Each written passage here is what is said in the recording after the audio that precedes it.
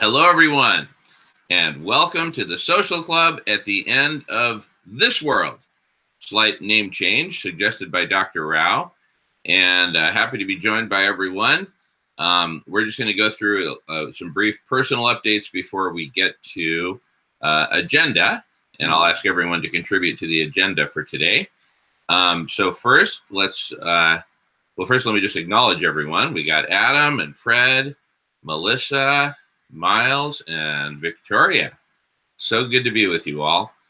And let's go ahead and start with personal updates. Why don't you kick us off, Miles?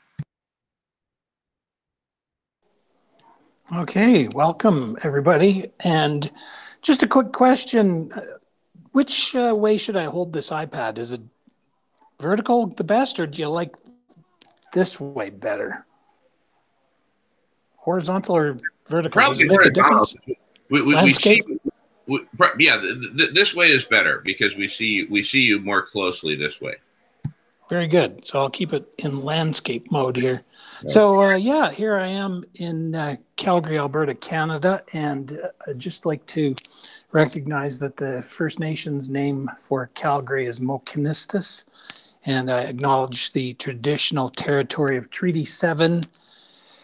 And southern Alberta includes the Blackfoot Confederacy, that's the Siksika, Piikani, Kainai nations, and also the Tsuut'ina First Nation. Tsuut'ina, interesting, are Dene people, and the Dene language actually stretches way down into the southern United States, and there's even Dene words found over in Siberia. So these are people who have tens of thousands of years ago traveled across the planet. Tsuut'ina, as I mentioned, the Stoney Nakoda, Chiniki, Bearspaw, Wesley First Nations, and we're also part of Métis Region 3. Métis are people who have mixed ancestry of Indigenous and non-Indigenous. So, and related to that, I'm I'm volunteering to promote an Indigenous gathering place in Calgary, sort of such as a temple or a church, a synagogue and such.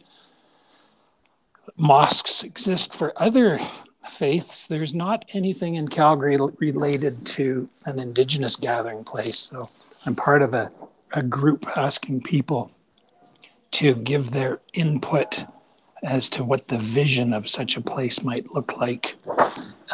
Ask them about, what they would see in the way of ceremonies.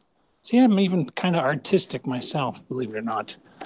And ceremonies and what sorts of people and activities would we have at such a place.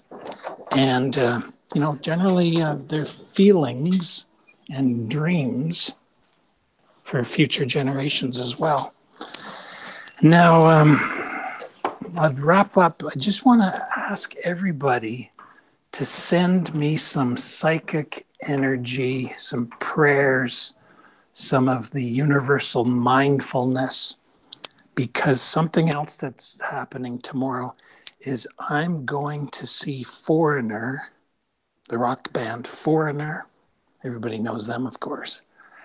And I want to try to get a letter into their hands because they've got that song from 1983, I Want to Know What Love Is. And I just feel that they need to be part of this movement. So if I can get a letter into their hands, we might get some more people allied. With this button that I'm wearing is the button, and it's got a beautiful design on it. So that's my update. Thank you very much. Great. Thank you, Miles. Alrighty. Well, I'll jump in with my updates. The big update is so just building on the conversation we had a week ago. At that time we were talking about a big pilgrimage across Eurasia from Japan to the Vatican to plead with Pope Francis that he lead the world in saving life on Earth. And the big update is we have really explored that thoroughly and changed the geography of the pilgrimage. So instead of starting in Japan, it's going to start in Buenos Aires, Argentina, in South America, which is the hometown of Pope Francis. And it will go on foot from there all the way to the Vatican. And it will cross the Atlantic Ocean by sailboat from the northeast tip of Brazil to West Africa. And I have decided to join and be a part of the pilgrimage, which is a huge, life-changing decision. It'll mean a year of walking, literally about a year of walking from Buenos Aires. And, you know, and I'll talk more about that. That's actually a major agenda item. But the big update for me is, you know, that I'll be traveling to South America. Melissa will follow a few weeks later. I'll actually come back and get her, spend a few days after the first month there. But we want to start walking sometime in the middle of March, or perhaps a little bit past the middle of March. We're still working on dates, getting that all squared away. You know, this is growing out of a very strong sense that I have, that I share with a number of you and a number of us, a number of other people, that we really need a new kind of leadership. You know, there's lots of great stuff going on, but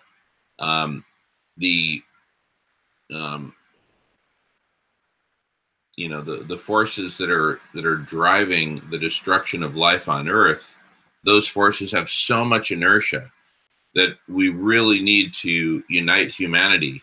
You know, the thousands of nonprofits and the thousands of, you know, efforts here, there, and everywhere are just not adding up to success on a planetary scale. And so we believe that one of the key missing ingredients is leadership that can unite humanity in a common direction, where we can actually get together and figure this out together. We believe that's imminently possible. And so much more to talk about that. Another interesting update is Melissa and I yesterday went to a meeting at a high school in North Seattle, a well-known high school called Nathan Hale. And on April 2nd, they're doing a day of, they're taking a whole school day, stopping all regular classes and dedicating the entire day to climate change, to learning about climate change, talking about it, getting information, and talking about solutions.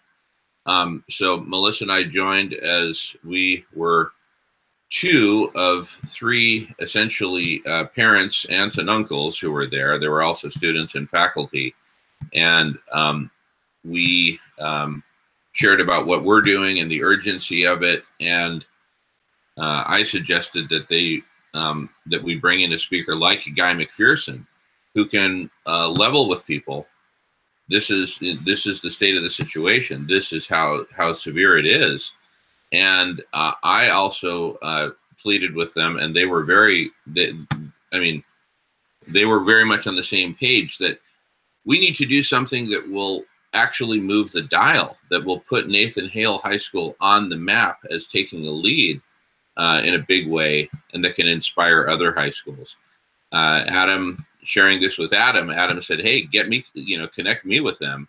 And, you know, I'd like to connect them with high schools in Olympia. So I think there's big potential here to get high schools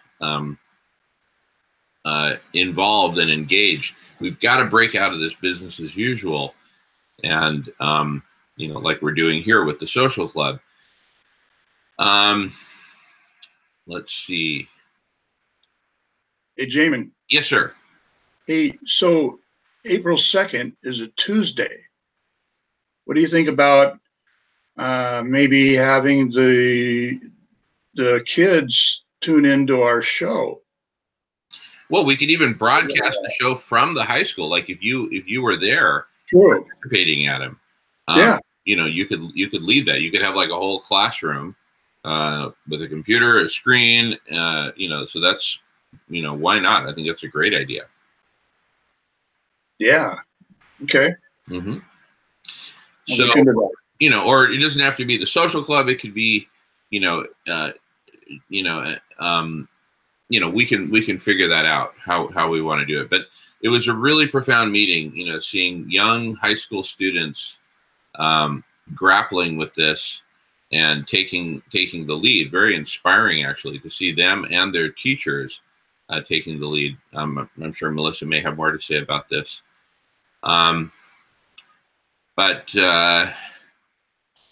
Anyway, those are my updates. Again, more to say on the pilgrimage in a bit. But now let me turn it over to Adam, followed by anyone else who wants to give a personal update before we get into agenda. Take it away, Adam, whenever you're ready. Oh, okay. Well, yeah, I was just thinking that if I did that, maybe I'll invite. I don't want to do it with if nobody from the social club's going to join, but I would like to invite. I'll be there, Adam. So you'll be there. Okay, good. And on your trip, while you're doing your walking, will you be planning your walk so that you can maintain the social club meet shows? That's the intention. My understanding is there's pretty good internet connectivity on pretty much the whole route. There may be parts of Northeast Brazil that are remote, but that's many months away. But for the foreseeable future, I'll definitely be planning it so that we can do the social club as we go. Mm-hmm. Okay. The other thing I was going to say, which I made a note of here, is if you could nail down the dates, you know, for you're going to have a press conference when you start off. If you could nail that date down, then people could order airline tickets, and it makes a difference, you know, as soon as possible. Yeah, in fact, Melissa and I are going to have a meeting this afternoon where we really get this thing all planned out. So we'll be sending out those dates as soon as we have them in the next couple days. Right on. That's all I have right now. Thanks. I just wanted to interject here. Hi, Adam. Hi, Melissa. I will be at the April 2nd Nathan Hale Day. If you want to come on down, I will be running an Artful Activist project with the school, with the kids, with the students. So we mentioned you. I was thinking it might be interesting for you to maybe be one of the speakers actually to talk about economy and money and what it's doing to the human race. I think that could be really a beautiful educational piece for the kids and the staff. And actually one of the physics teacher who was there, Carl, he said that he cannot teach his classes as he has been doing for the past however many years he's teaching there, 20 years or whatever. He talked about the problem of the photocopying stuff for kids, syllabus, you know, and how that's adding to cutting down trees and planting, and he doesn't do that anymore. So they're really, really interesting conversations. So we could talk here, maybe not on this, but just putting you in touch with the organizers, and you and Jamin and I maybe could have a conversation about, you know, how you can get involved, how you would like to get involved, and we'll send you their itinerary for the day of what they want to address and where you know, for which subjects they're looking for speakers and people to run workshops. Awesome. Yeah. You know, I would love to talk to the kids, and I would not want to tell them, you know, what all the problems are, because you can find out about the problems any place, all over the place. But what you can't find out is the solutions. And I would like to tell them about the Road to Life plan and how money is, I think money is a poison to mankind, a literal poison. And then I'd like to tell them about what I call the model plan, which is the platform with RCI and the AI and the collective intelligence. And Jamin and I were talking yesterday, and one thing about this setup with the Road to Life plan and the model plan, or RCI, is that we're running out of time. So if the model plan or the RCI plan, kind of the same thing, if there's not enough time to do that, and I think that's probably the better plan to begin with, especially. But if we run out of time and it cannot be done, the Road to Life plan can be the backup. Hey, Adam, I think it would help. Yeah. I think it would help very much if you were to give people a little bit of definition of what you mean by the model plan and the Road to Life plan. But why don't we do that as an agenda item? Okay. And then, and also want to welcome Gordon Fuller, who just joined us. Welcome, Gordon, from California. And we're just wrapping up personal updates. Does anyone else have a personal update they'd like to share? Thank you, Jamin. Yes, Gordon. I'm listening. I'm sorry I joined a little late, but I'll be here. No. Join anytime. It's all good, and just happy to see you, brother. Welcome. Jamin, I'm just going to jump in and ask Melissa and you. I would love the agenda of the high school day and all, because it's something that I'm connected in education here. I would love to see how that goes, and it would be harder to push here. But if I had that agenda and what you guys did and be able to go, this has been done. Anyway, if you would, that'd be great. Yeah, definitely, Victoria. Jamin and I were discussing with the students about creating a movement where the high schools around the U.S. and even in Europe and around the world could start this movement and interconnect. So that'd be great. If you can get something going over there, we'll send that to you. Beautiful, Victoria. Thank you. All right. Any other personal updates before we get on with the agenda? All right. So let's all co-create the agenda. I had mentioned the pilgrimage in Argentina, which will be starting in a little over a couple of weeks or so. Lots to talk about there. Adam, you were just mentioning the Road to Life plan and the model plan that you and I were talking about yesterday. Maybe that could be a good first agenda item for you to talk about that, and then we can get into the pilgrimage from Buenos Aires to the Vatican. Does that sound good? And are there any other agenda items anyone else would like to add to the agenda for today? Yeah, I've got an idea for a discussion. I would. Hey, sweetie, Melissa, you're breaking up there. Your audio is very scratchy. You might want to try turning off your camera so we can hear you better. And Miles was in the middle of voicing something as well. Yeah, I was wondering if people would like to talk about what Dr. McPherson has presented, and that is that we should recognize that the planet and all of us are in hospice. And what does that mean? And what advantages might there be in actually talking that way? I think as I reflect on it, I think there's some important things to be said in favor of taking the position that we are in hospice. So I don't know if you want to talk about that, people. Yeah. Yeah, that's a good one. Why don't we add that as the third agenda item? And yeah, go ahead, sweetie. Yeah, I would like to bring up the orca whales. It's a very big issue here in the Salish Sea.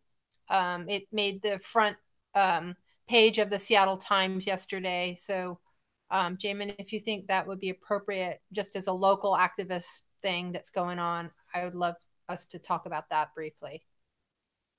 Okay, great. I've added that after the hospice topic. Jamin, I found that poem. If you'd like me to read it later, that's up to you guys. But it was, it's pretty heavy, but pretty great too. Oh, is it a long or short one? And you're on mute, Victoria. I got to remember it's opposite. It's not too long, but we'll see if that fits at the end if you want me to. Oh, well, we can even lead with that. Well, okay. It's up to you. Like I say, I liked it a lot, but whatever you think, just tell me if you want me to do it. Sounds good to me. Melissa, what do you think?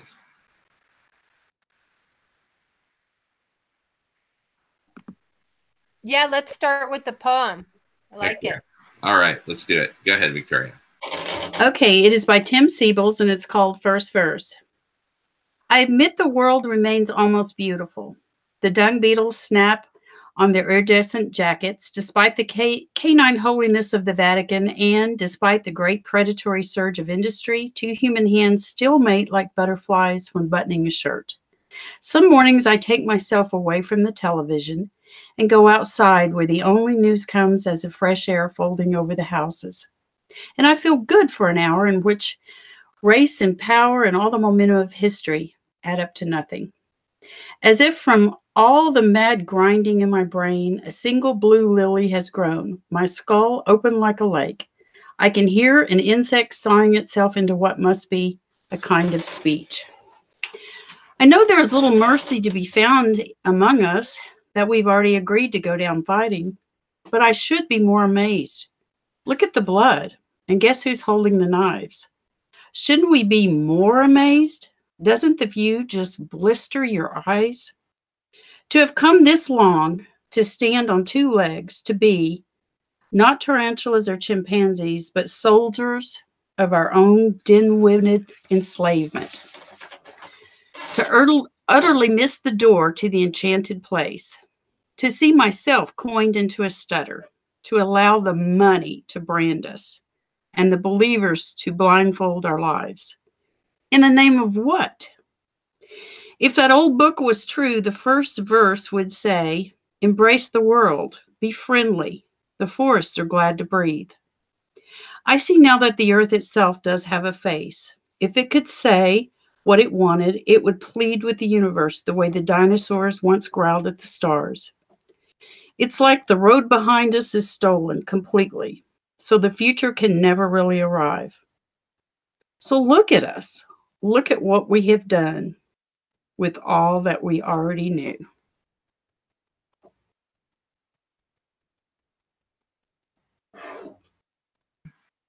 Wow, beautiful.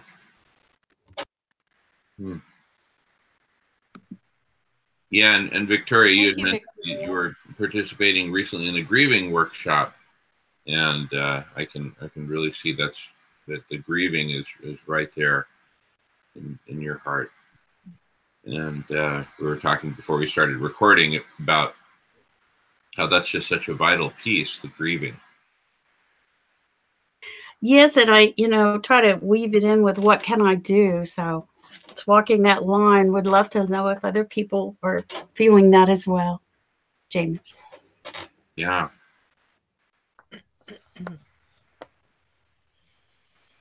Yeah. Well, please jump in, anyone, everyone, on this topic. This is yeah, I would like to, Jamin. Please. So I'm going to answer Victoria's poem with a poem.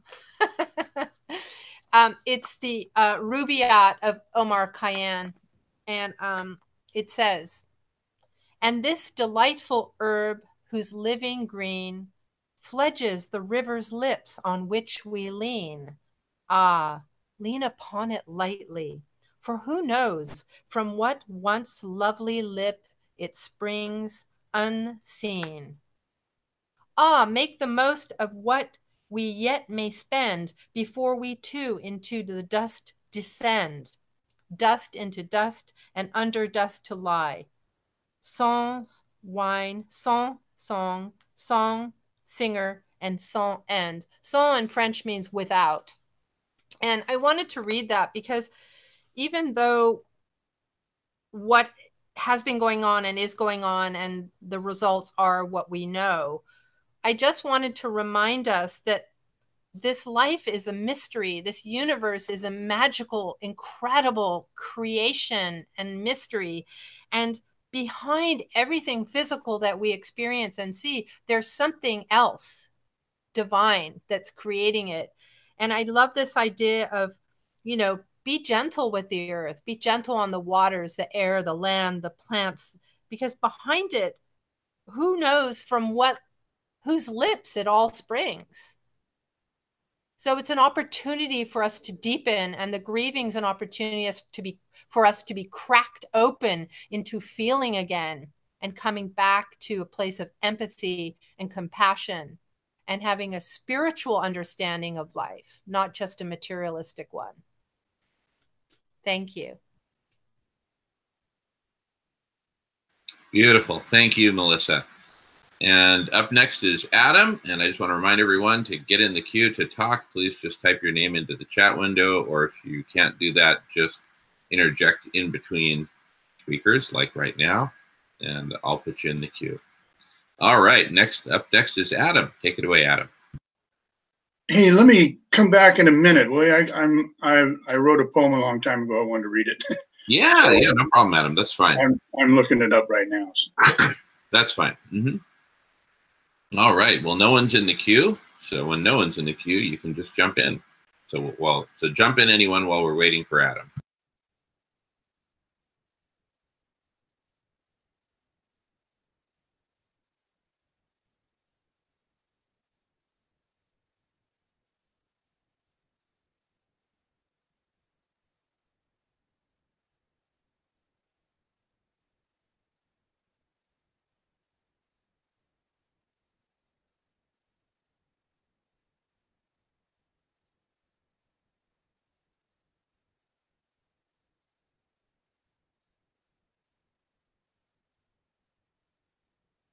You know, while we're waiting, I'll just jump in with a thought that, you know, grieving the loss of life on Earth is really, you know, something that we, at least in my lifetime, up until this period of the last few years that we've all been delving into this, it's not something that's been anywhere near my experience of grieving the loss of life generally, and the loss of this world as we know it. You know, we've learned ever since growing up as little toddlers through our lives, we've learned how to grieve the loss of a loved one. We've learned how to, you know, grieve the loss of perhaps a transition from high school to college, or from college to whatever came next. You know, we've learned how to grieve certain things, but this is something that's both so big and so far out of our experience. You know, growing up, I don't remember, like, you know, planet Mars blowing up and grieving the loss of a whole planet, and, you know, much less our own planet. This is like something we've just taken for granted, like a kid who grew up in the same home always just took for granted that the home would be there, and then one day came home from school and the home was burning down. So anyway, just wanted to. How true. That's why I love that poem. It says we missed the door to the enchanted place. We just assumed it would always be there. Yeah. Alrighty, looks like Adam's ready. Take it away, Adam. Okay, yeah. Well, I wrote this poem, I don't know, probably 20 years ago. It's kind of dorky, but it's called Backwards Bound. And it goes, backwards bound, I cast my mind to valleys veiled in distant time, where I meet a man and see his face, the image of me in a long lost race. He fishes with a long sharp spear and follows herds throughout the year. He stalks his prey with instinctual skill and marries the spirit of the beast he kills. He gathers with others round open fires and sleeps in furs with warm desires. He walks with his mate in bodies lean, on cushioned paths under canopies green. He paddles the oceans where great whales roam. He harvests the shorelines where otters make homes. He travels the plains where bison bed down and marvels at skies blackened by foul. Backwards bound, we used to know that our fates were sealed within Earth's soul. We used to know we all were one, the earth, the animals, the plants, the sun. Backwards bound, it used to be clear. There used to be room for forests and deer. For there's no frontier left to be found. We must go backwards bound. Anyway, so. That's great, Adam. Beautiful. Thank you. It was a lot of fun writing it. Thanks for sharing it. Do you have that on your YouTube channel? No, I don't. But I think it'd be really nice if you did. Maybe do a special video just for that poem, Adam. Yeah, Adam, that's a powerful poem, and that you wrote that long ago. You already had that sensibility. It's funny because this morning I woke up thinking, you know, if the earth does come to this death, that the sun will really miss the earth, because they're so connected, and there's a relationship there. There's a relationship between all the planets and the stars and the sun that we don't usually think about. It's just on a grander scale. Well, we don't think about our ancestor hunter-gatherer people. Anthropology tells us that the human race, Homo sapiens, people like you and I, started in Africa about 300,000 years ago. So that means that for 300,000 years, mankind lived in relative harmony with the earth as hunters-gatherers. It's only been in the last 5,000 years in this civilization that we've been using money, that we've been destroying the earth. So something happened to our mindset. And, you know, I think money is a literal poison to mankind. I think that's what happened to us. We started using money, and that is what, it has changed our mindset. The mindset we had when we were hunter-gatherers was one of respect for the earth, great respect. And back then we were the caretakers.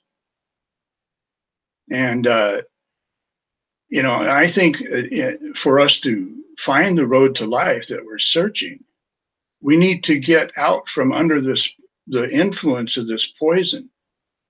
Then that's what the Road to Life plan is about. And that's why I say that it could be the backup plan if we run out of time and we can't make the model plan or the RCI work. Okay, and here's where I'll ask you to slow down a little bit, Adam, and I'd like to offer to help as well to frame it, since the RCI plan is something that, you know, I've been working on for the past few years. But I'll let you guide that. So, shall we jump into that topic, or is there? Yeah, well, I'll just in just a second. Let me get to it then. Oh no, and no hurry, no hurry. And is there more anyone wants to say on the previous topic? I mean, there's just jump it if you have more to say. No one's in the queue at the moment. Well, I would like to say that thank you for the compliments on the poem Backwards Bound, and I will definitely think about that, and maybe I will post a video on it. And because you know, I haven't read it in quite a long time. It is powerful. But this last few days, I've been thinking about applying for a 501c3 corporation license. And so I downloaded the form, and I started filling it out, and it has a place in there where you describe your business. And by filling that out and sitting down and describing my business, it's helped me to get my arms around it better. And so then I realized that it's really two parts. It's the Road to Life plan is the part that says we can solve our problems by ending our use of money, that will clear our minds and open our eyes, and so we can do that part. That is one way. And the other way is the model plan, or the RCI plan. And in the model plan, I see the collective intelligence of mankind working on a large internet platform with an AI in a radical collective intelligence kind of way. But I think, and I may have, and Jamin can step about right after I say this, but I think the AI needs to be separate. It needs to be segregated and not allowed access to the internet. And I think we can feed information into the AI, and it will become, it has the ability to learn on its own. So within a few days, it can become millions of times smarter, more intelligent than mankind. Now, this technology may not quite be here yet, but if mankind gets serious about this and turns 10 AI labs that we might now have into 100 AI labs, then it wouldn't take very long for us to develop this AI so that it could become millions of times smarter than mankind in a few days. And if we keep it sequestered off the internet so that only information can come in, but it can't go out, there's no connection, then we can use the AI to build a model. And that model can run simulations, and with that model, we can build a plan in virtual reality that will tell us what we need to do to overcome abrupt climate change and put mankind back on the road to life, so we can save life for our children. And the thing about AI is that mankind has never had this higher form of intelligence before. The only intelligence mankind's ever seen is our own. That's the smartest intelligence we've ever seen in reality. The AI will be much smarter than us. We are going to learn things. If we get the AI working, in my opinion, I think it will tell us things that we haven't even imagined could happen. I think it could even tell us how to neutralize radiation, for example. I think it would be able to tell us how to develop a free, endless, and clean supply of energy, which would make a huge difference. If we had a free and clean, endless supply of energy, we could do all the carbon sequestration we wanted. I think it will tell us how to mitigate for global warming, how to organize, how to live and adapt. So that's my concept of the model plan. And I'll turn it over to Jamin now, and he can talk about the RCI plan if you want. Yeah, and I think you're using the model plan and the RCI plan interchangeably. And just to clarify, since I work on RCI and I've been Radical Collective Intelligence, a platform for bringing humanity together with AI and other information and communication technologies to create a massively higher form of intelligence. And Adam, I think sometimes you use AI and RCI interchangeably, because whereas AI it may take decades for AI to surpass human intelligence. RCI, using today's AI, today's existing AI technologies, combined with collective human intelligence and other information and communication technologies, we believe that we can create something we can create an exponentially growing form of intelligence with sufficient human participants. And part of that includes a computer model of the entire world built by people. With that computer model, we'd be able to model and simulate different scenarios. And as the collective intelligence, mainly human intelligence, develops solutions, we'll be able to feed those into the model, and the model, using optimization technology, will be able to determine the best set of solutions. And I think that's what Adam refers to as the model plan, or the RCI plan. Yeah, go ahead, Adam. Well, the model plan also uses the collective intelligence. I've been calling it the collective intelligence of all mankind, but really it's just collective intelligence. I mean, there'll be topic teams, which are like think tanks, that'll work with the AI. So the AI will build a model, and the topic team will say, well, let's tweak the model. You know, let's ask the AI to go into its memory bank and do all the shifting and shoveling and tell us what the best way to have free, endless, clean supply of energy is. And so it'll come back and it'll say, well, we think this is it. And then the collective intelligence team will look at it and agree or not, or say, well, let's tweak it. Let's see what it'll do. Maybe let's run it at 1,000,000 volts instead of 480 or whatever. They can do anything they want. And I think that the AI, I think it's a tool. What I'm trying to say is it's something mankind has never had before. And it just so happens that in this final day of life on Earth, we are given this tool. Now, you say, Jamin, that it's not ready yet, that it may take decades for it to do what I'm saying that it will do. But no, that's not what I'm saying, Adam. Not at all. Again, you seem to sometimes use AI and RCI interchangeably. AI, pure artificial intelligence, just operating on its own, may take decades to surpass human intelligence. But if we bring in RCI, radical collective intelligence, AI combined with human intelligence, that's where we can get on an exponential growth trajectory.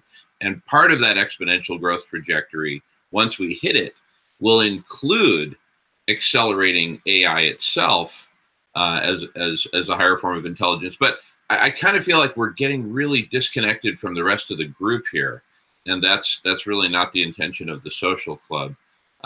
So I'd like to see if anyone else has anything to comment on this, well, I was making a really important point, and I would like to finish it. Right, go ahead. So the AI, whether it comes, I mean, it's going to work with collective intelligence. So it's something we've never had before.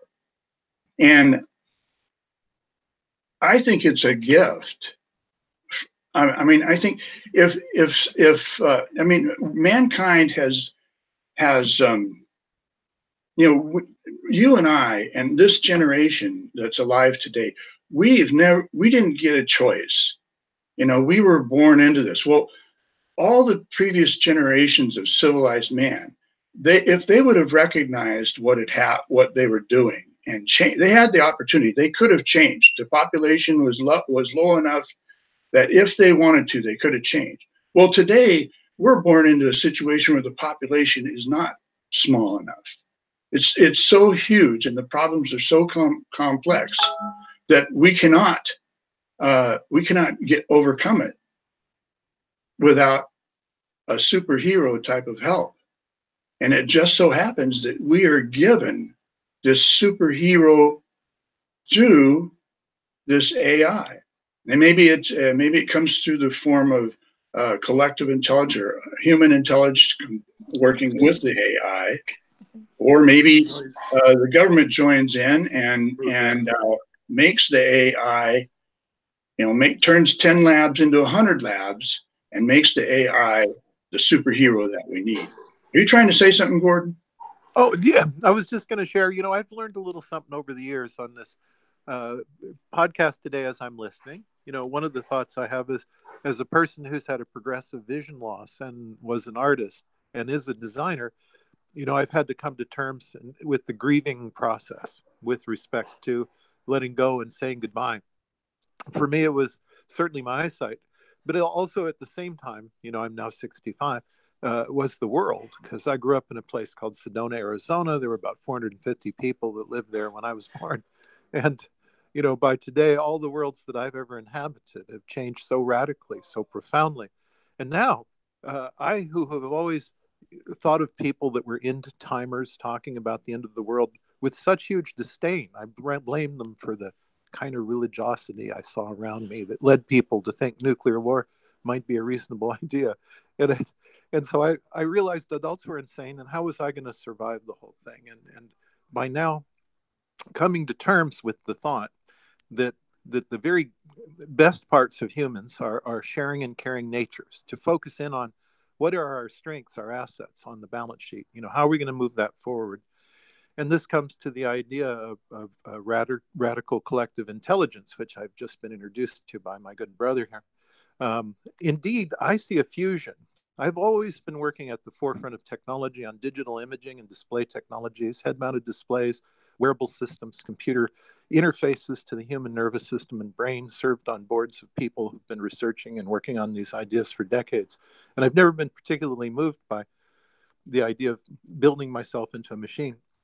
But in the effort, to try to make things in the world accessible, to make usability a forefront focus in products and services, and to recognize with such huge aging people around the world, it's still not being addressed in any reasonable way, and people are disabled by the accommodations they put in society that disable people when they have impairments. So in that frame of things, now looking ahead with AI and the idea of augmented intelligence, it seems clear to me that that's the first and most reasonable tool we'll pick up and use wisely and well, I should hope. And in the sense that human beings, the biggest problem I've thought of ever since I was 10, hiding under my desk waiting for a nuclear war, was we just don't get real trusted information. We just can't really rely on the mass production of stories by storytellers, to deliver us truths and realities. But in the age we live in now, our own eyes, augmented as they can be by the knowledge of the world around us, by virtue of our interaction with that world, our making contact with it, will become an inevitable force for change, because each of those elements that come into our world that empower us, when you're standing at the checkout counter, you're looking at a product in your hand that you may want to purchase, and it flashes up in your field of view, a notification. You're not being bothered by all the special offers, and you can get a big gulp and go to the movie today if you just respond now. But instead, you're being given truthful, accurate, trusted information that is a corporate pig, that's a product that's contaminated, it's in a plastic that is not recyclable, put it back.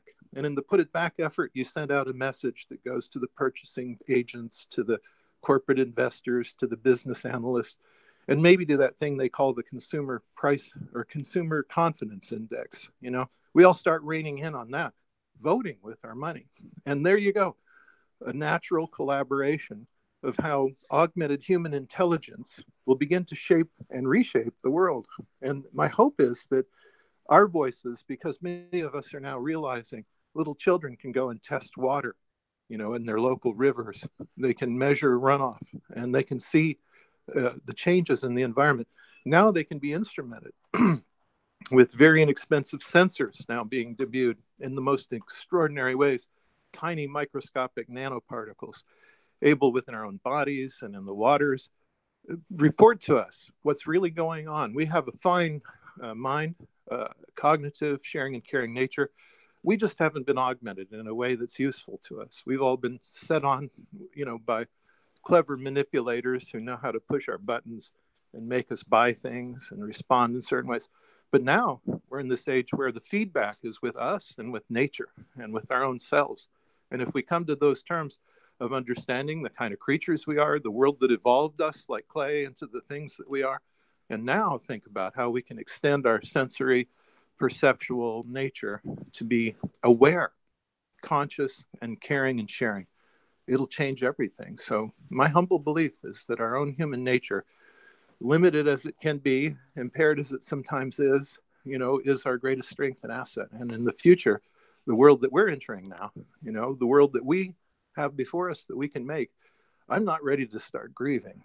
I'm ready to say, time to stop killing each other. It's time for each of us to step up, take our place and responsibility, and join collectively together toward good ends. Because no one wants to see their children perish in wars fought by speculators interested in assets. No one wants to live in a world contaminated where they don't know that their children are getting healthy or good food or water or air.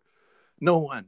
And in the world that we live in today, we will eventually be heard, and the whole of it is there will be change. And it's our goal today to find these new tools as quickly as possible and get them into the hands of as many people as possible, to spread to everyone on this world the opportunity to learn how to program AI, how to recognize good AI, how to avoid bias in AI, and how to build a world that we want to live in. So sorry to pontificate here, but it looked like a good place to do it. So just thought I'd share that. No, it's perfect. No, I think AI is a real good tool that mankind can use. I think the only really safe way to use it and really wise way to use it is to help mankind save the world. Because if we build this platform that we're talking about, if Jamin gets his platform built, then the way I see it is it starts with a platform where all mankind can come together, and we use our latest technology to be able to speak to each other face to face all over, and the language barrier will be broken. We'll have instantaneous language translation software on there, so anybody can talk to anybody all over the world. That's the first thing.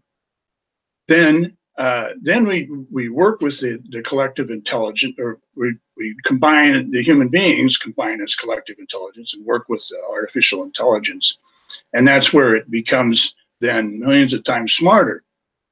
And then in that context, it can tell us what we need to do, and we can develop this set of plans in virtual reality. So that means we can build this in virtual reality without having to change while we do it. So people who are up in arms and saying, well, I'm not going to change, or I'm not going to do these options that the model is giving us, well, we can say that's fine. Put your variables in there and we'll run those through the model and just see what it says. So the only thing that people have to agree with is that we all want to develop a plan that will provide a sustainable life for the future of mankind on Earth. If that's the only requisite, then the AI is limited to that, and it will come back and tell us what we have to do. So anyway, I'm done. Thank you very much. Great. Thank you, Adam. Thank you. All right, Melissa is up next. Take it away, Melissa. Thank you, Jamin. Thank you, Gordon and Adam, for your contributions there. Gordon, I just wanted to address what you were saying. I really like this idea of this positive activism where through our dollars, the way we live, the way we purchase or don't purchase, that's part of the solution. I think there are going to be a lot of different avenues for finding solutions. I just wanted to say that I think grieving is still a very big part of the solution, because until humans get cracked open and start feeling again, we're going to continue polluting and destroying, because we have to get back to this love place.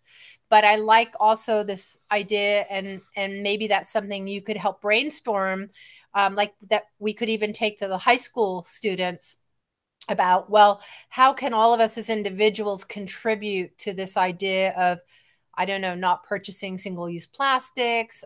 One of the ideas my friends and I were thinking about doing was taking all the packaging from foods we've purchased in the past and sending it back to the manufacturers for them to deal with it, and then say we're not going to buy their products any longer until their packaging is different and doesn't hurt the environment.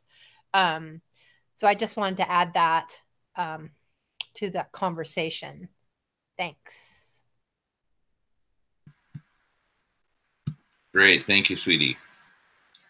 All right. With no one in the queue at the moment, I would like to shift gears to our next agenda item, which is the topic of the pilgrimage through Argentina and what we're setting out to accomplish there.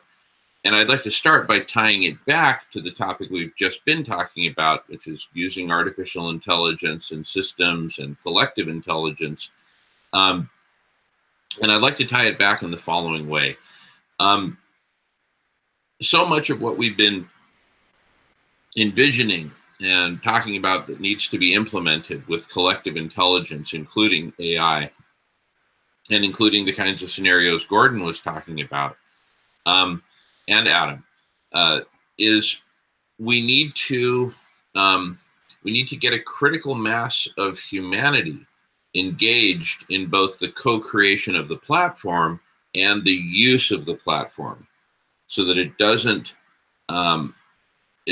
remain this kind of fringe thing that just a few of us are working on and talking about, right? We need to go from fringe to mass. Right? Adam just commented, everyone can join the platform and work as a collective intelligence to develop the plan. And that's the vision, that everyone join together. And that's the key missing piece. We are currently a fringe little community, and we need to go from fringe to everyone, right? And how do we do that? And so what we're going to initiate, and here's the topic of the pilgrimage from Buenos Aires, Argentina to the Vatican. The whole point of that pilgrimage is to get the world's attention and to invite the world to join us in a very specific pathway that'll get us from fringe to everyone, right? And here's what that pathway entails. The pathway entails we do a very public, very visible, literally walking from Buenos Aires, Argentina, all the way to the Vatican. And the only stretch there that we can't walk is, of course, the water between South America and Africa, where we'll take a sailboat across that leg of the journey. But the vast majority of it is walking. And it'll take about a year. We'll kick it off with a press conference in Buenos Aires, announcing to the world what we're doing and the importance of it and the gist of it. And here is the gist of it. We are walking from the hometown of Pope Francis to the current residence of Pope Francis in the Vatican to plead with Pope Francis to lead the world in saving life on earth. Now, how do we envision that happening? Well, Pope Francis he's written this. He's put out the keys to the kingdom of saving life on earth in the encyclical that he published in 2015, Laudato Si, on care for our common home. Please read the encyclical and talk about it. In the meantime, here's the gist. The gist of it is that Pope Francis is asking all of humanity to come together and work together, each of us bringing our own unique and special gifts and talents to co-create all of the solutions that we need, including the platform that Adam has mentioned several times, including the technologies, and including all of the specific solutions, from geoshading to fusion energy to carbon sequestration to holistic land management, and on and on and on.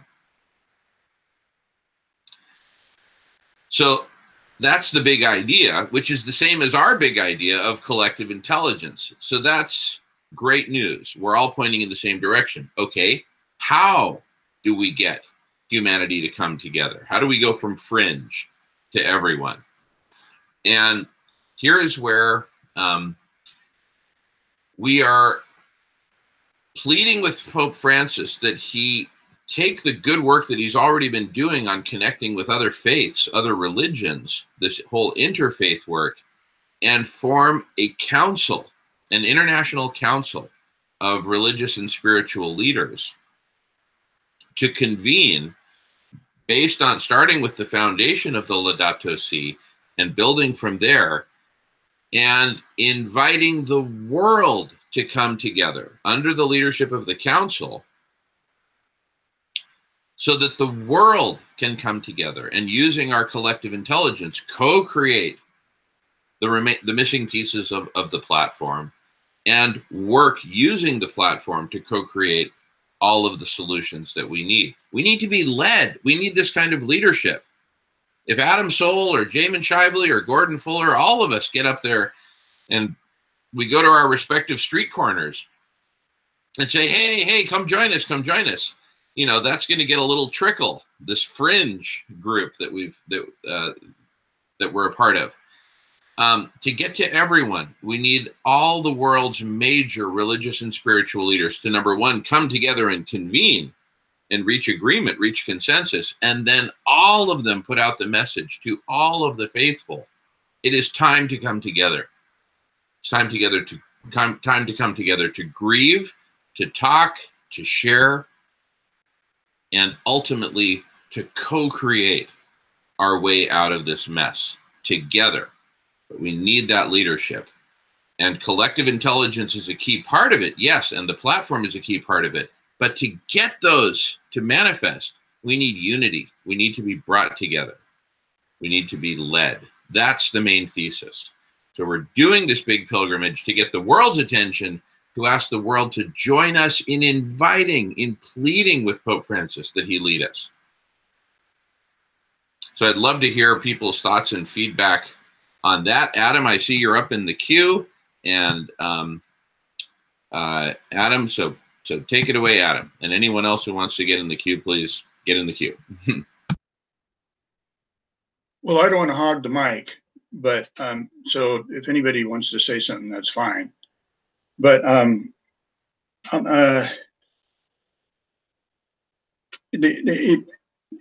you're planning to what you're saying, Jamin, that I hear is that you've been developing this RCI technology, and it needs to be backed up and supported. So you're soliciting the Pope to do this because he's got access to a lot of people and money and everything. And I'm wondering if first of all, I'm wondering how close you are to actually having this platform ready to build in its skeleton form. And second of all, if you're not going to build the platform in its skeleton form, then I'm going to form a 501c3 corporation and ask for money from people and get it built. And it doesn't have to be completely ready. It just has to be a skeleton form that you can say, well, look, now we've got a place for people to come. Because I hear people on here asking all the time, what do we do? How do we come together? What are we going to do? So people are going out and they're joining this and they're joining that, but nothing is organized or brought together in one place. This platform will allow all mankind to come together without a language barrier and work with an artificial intelligence to figure it out. It'll be the way. So it becomes a process of attraction instead of promotion. And if you have this ready, then you can talk to the Pope and tell him, hey, we got something ready for you to come and join us. I have a feeling he would be a lot more amenable to that. Or maybe, I don't know. That's all I want to say. Thanks. Yeah, thank you, Adam. So to answer your questions, we do have, the beginnings of a platform already built that people can join and begin to participate in the conversation on Radish. We also have a vision and some design and a lot of good conceptual work and design work done in speccing out the rest of the platform that needs to be built. And we've communicated all of this to the Pope and the Catholic Church in writing in our proposal. And so part of our request is that Pope Francis and the Religious Council call on the world to come together to bring our collective intelligence together. Now, part of that will include, the world's computer programmers, computer scientists coming together to build out the rest of the platform that we have, a highly developed vision for. And a lot of other really smart folks like Gordon Fuller, who's on the call right here, right now, have tremendous vision for. We need to bring all these visionaries together, along with the programmers and computer scientists, to be able to build it out. And Gordon, I'll let you jump in because it looks like you have something to say about that.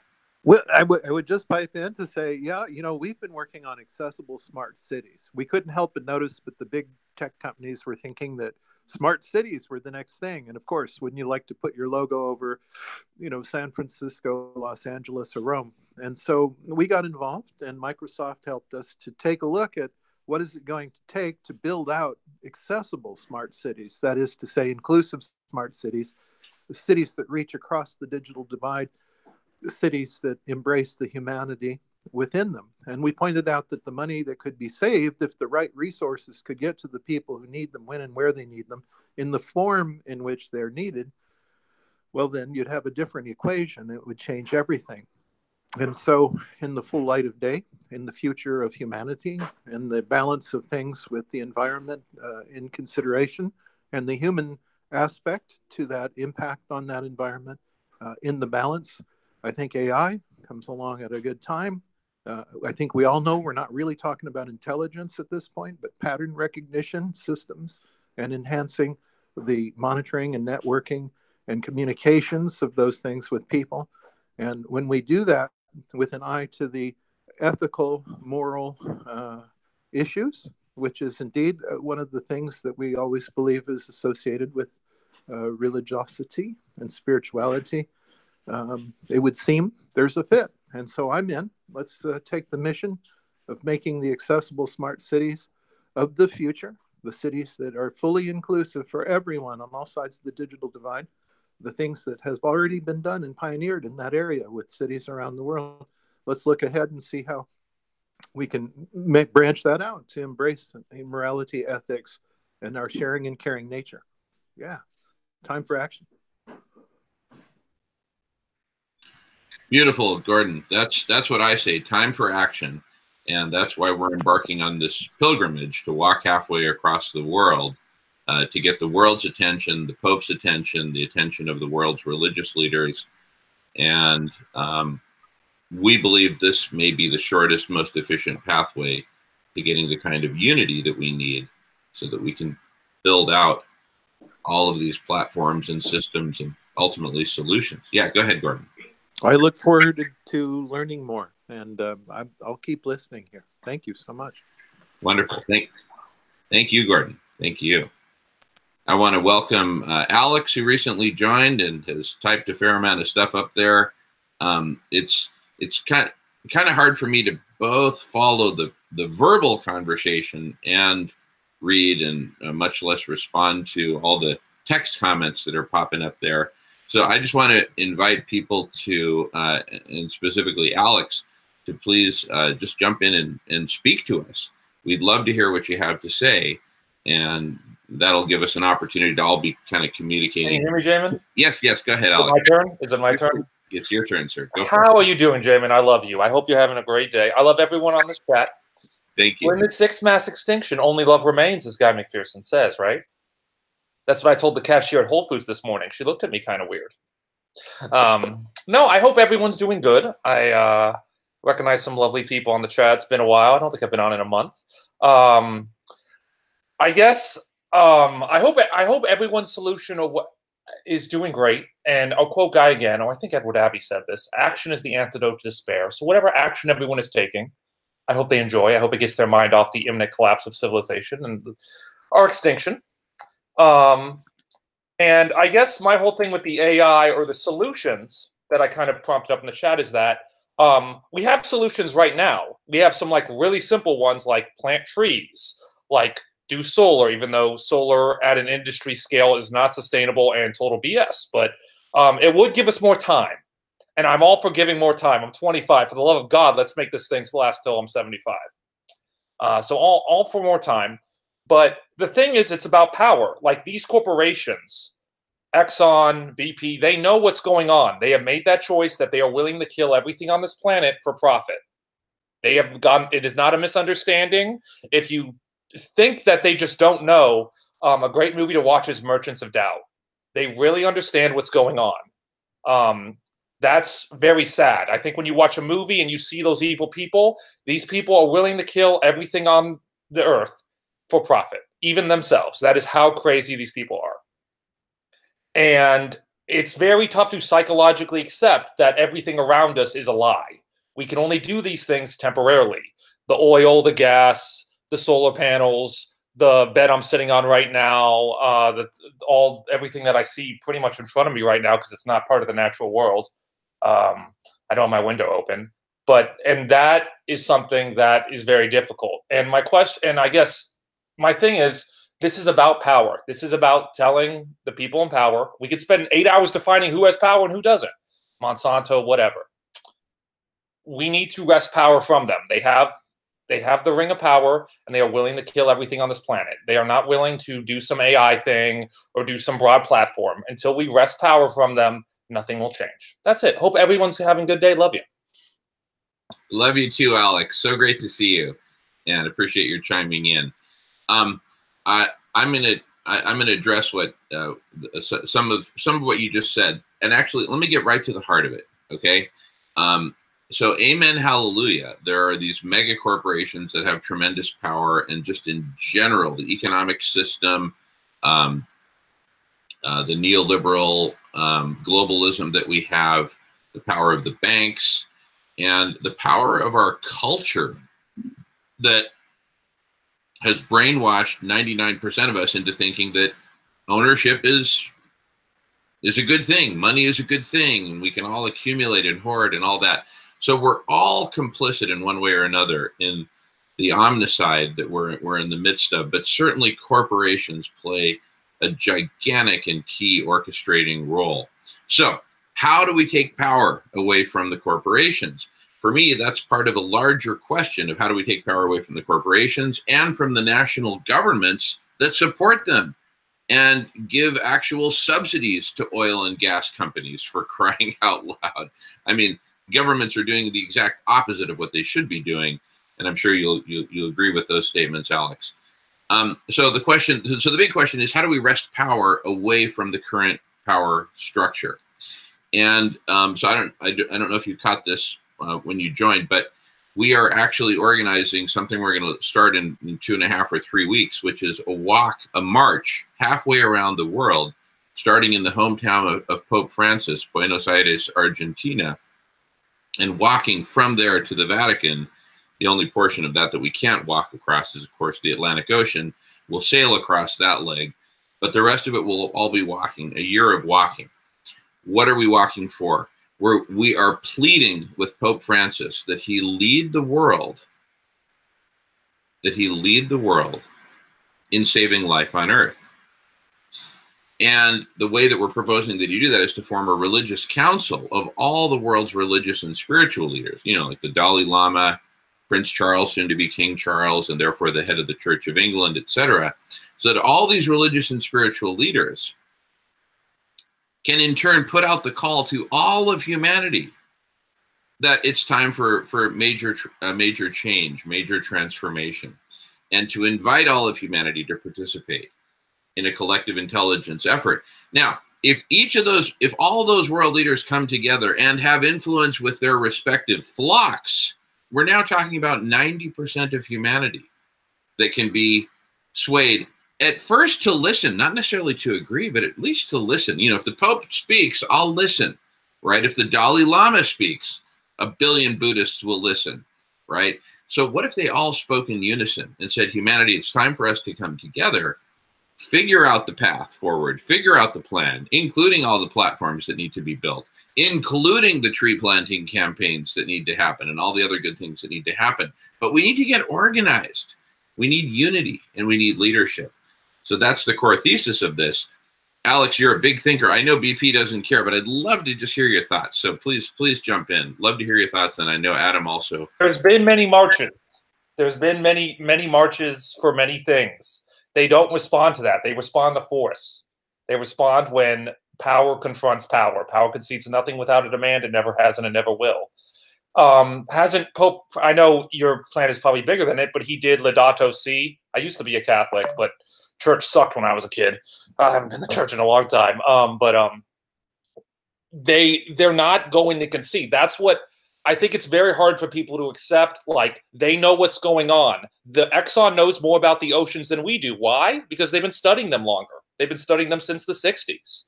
They understand the consequences of their actions, and they're putting the nose of the plane to the ground, and they don't care if it crashes. Like, these people are willing to kill everything on this planet. They're not willing to, stay to work with us or do some AI program or do anything. Like, wresting power from them is not a march. Wresting power from them is, either literally going and taking out their pipelines or physically confronting them or, maybe politically confronting them. There's a lot of ways to wrest power from them, but a march is not a way. Yeah, and so just to be clear, the intended audience of the march is not these big corporations. It's not ExxonMobil. So what we're that's my point. It doesn't deal with the power. There's marches. I've never seen a march for ExxonMobil. I've never seen a march to appeal to the centers of power. They're to appeal to everyone else. Like, I went to the Women's March, for against Trump every time, right? That's not to appeal to Trump. The Women's March every January now, which I guess now it's the third time, it's to appeal to the people. That's not the point, though. There's many marches. If Exxon thought march was a problem, they would take care of it. Exxon's now passing anti-pipeline laws. So you can't protest pipelines anymore. You can't physically chain yourself to pipelines without being a felon. So, like, that is where the center of power lies. Like, if they thought marches were a problem, they would stop them, or they would hire private militias to stop them. They are not as scared of marches. Like, when you have them on the ropes, they will act. You will face real force. You will face real power. They're not messing around. Chevron has been sued for killing people in the Amazon because they kill and take oil in I think it's Ecuador, but there's articles on that. They try to privatize water. Like, it's very real. Like, I'm fucking scared, dude. I'm fucking terrified. I don't know what the F the world is going to look like when I'm 50. Like, I can't believe there are people younger than me, man. It's, like, terrifying. Like, very few people, that's why I'm on this chat, understand what is in the pipeline, no matter what we do. It's Can very I interject here? I would love to interject here, if I may, Jamin and AJ. Yeah, of course. So I'd like to change up that word. We've never called this a march before, and I want to just say that this is a pilgrimage. It's not a march. We're not protesting anything. We are walking for love, walking for change, and walking for healing the planet. And my take on it is that this is very much say we only had a year or two left on this planet. For me, I want to make the most of it while I'm walking for healing Mother Earth. So what I'm doing is taking my gifts as an artist to this pilgrimage, this walk, and seeing how I can engage with local people, whether it's running empowering youth programs, artful activism projects, or making marks in a way that doesn't hurt the earth, that I'm going to photograph and use social media.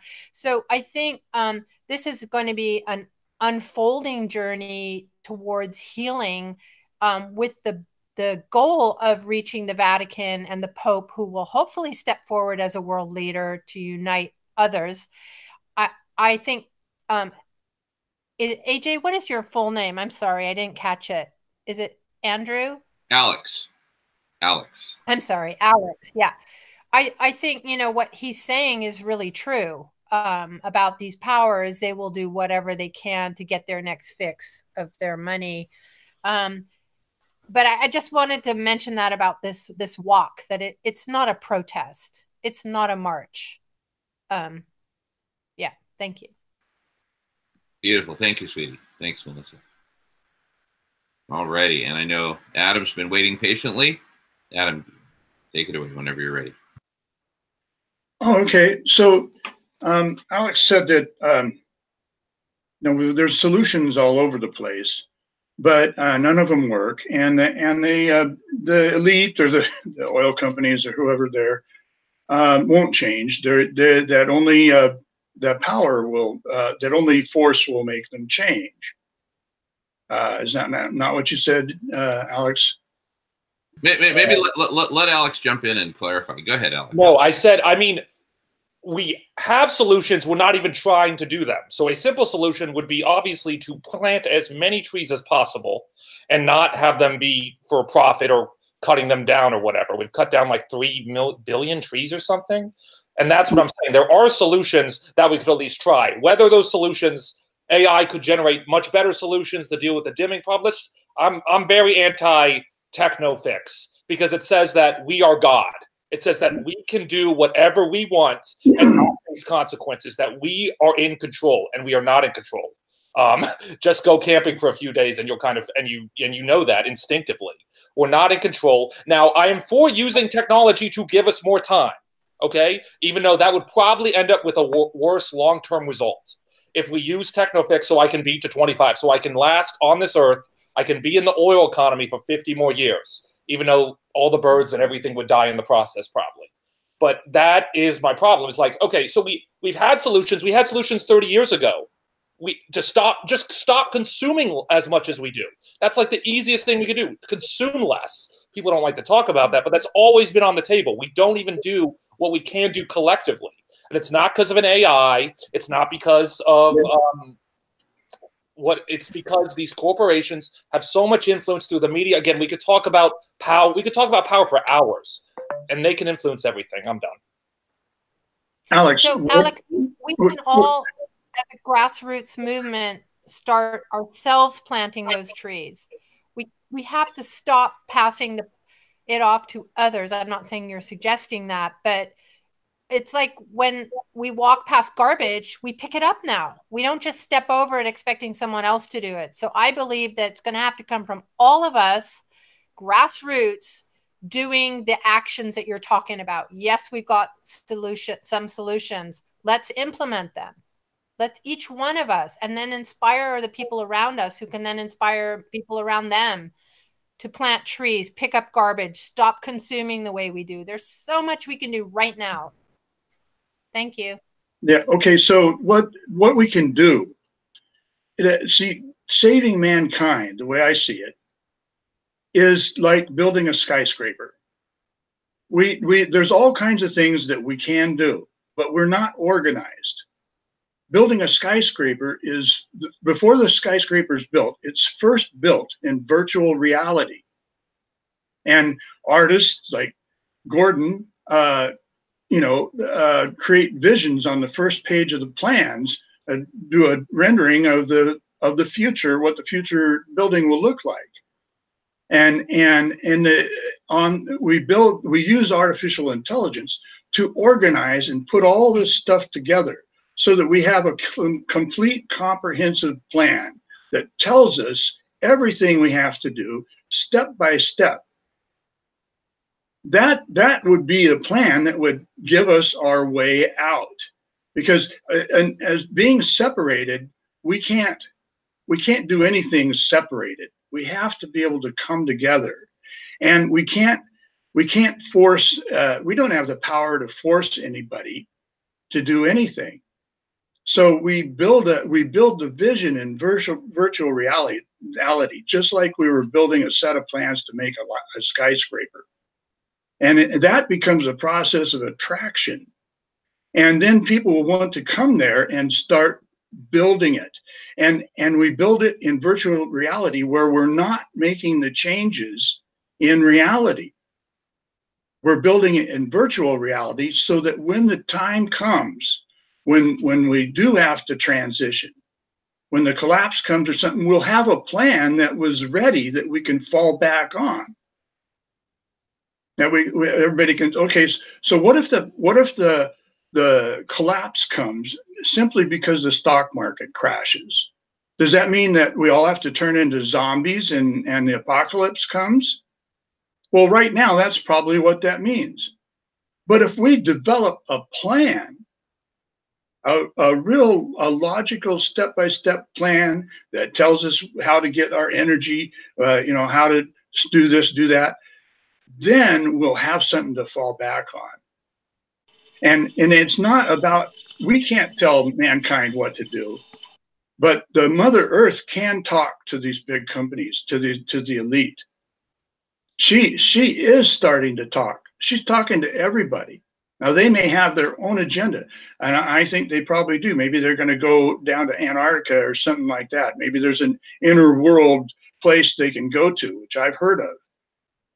And maybe they're planning to use that. Maybe they're planning to use HAARP technology to come back and refreeze the Arctic after a whole lot of the population is gone. I don't know, but that's a potential. But we don't have any control over that. So I say we build this plan in virtual reality.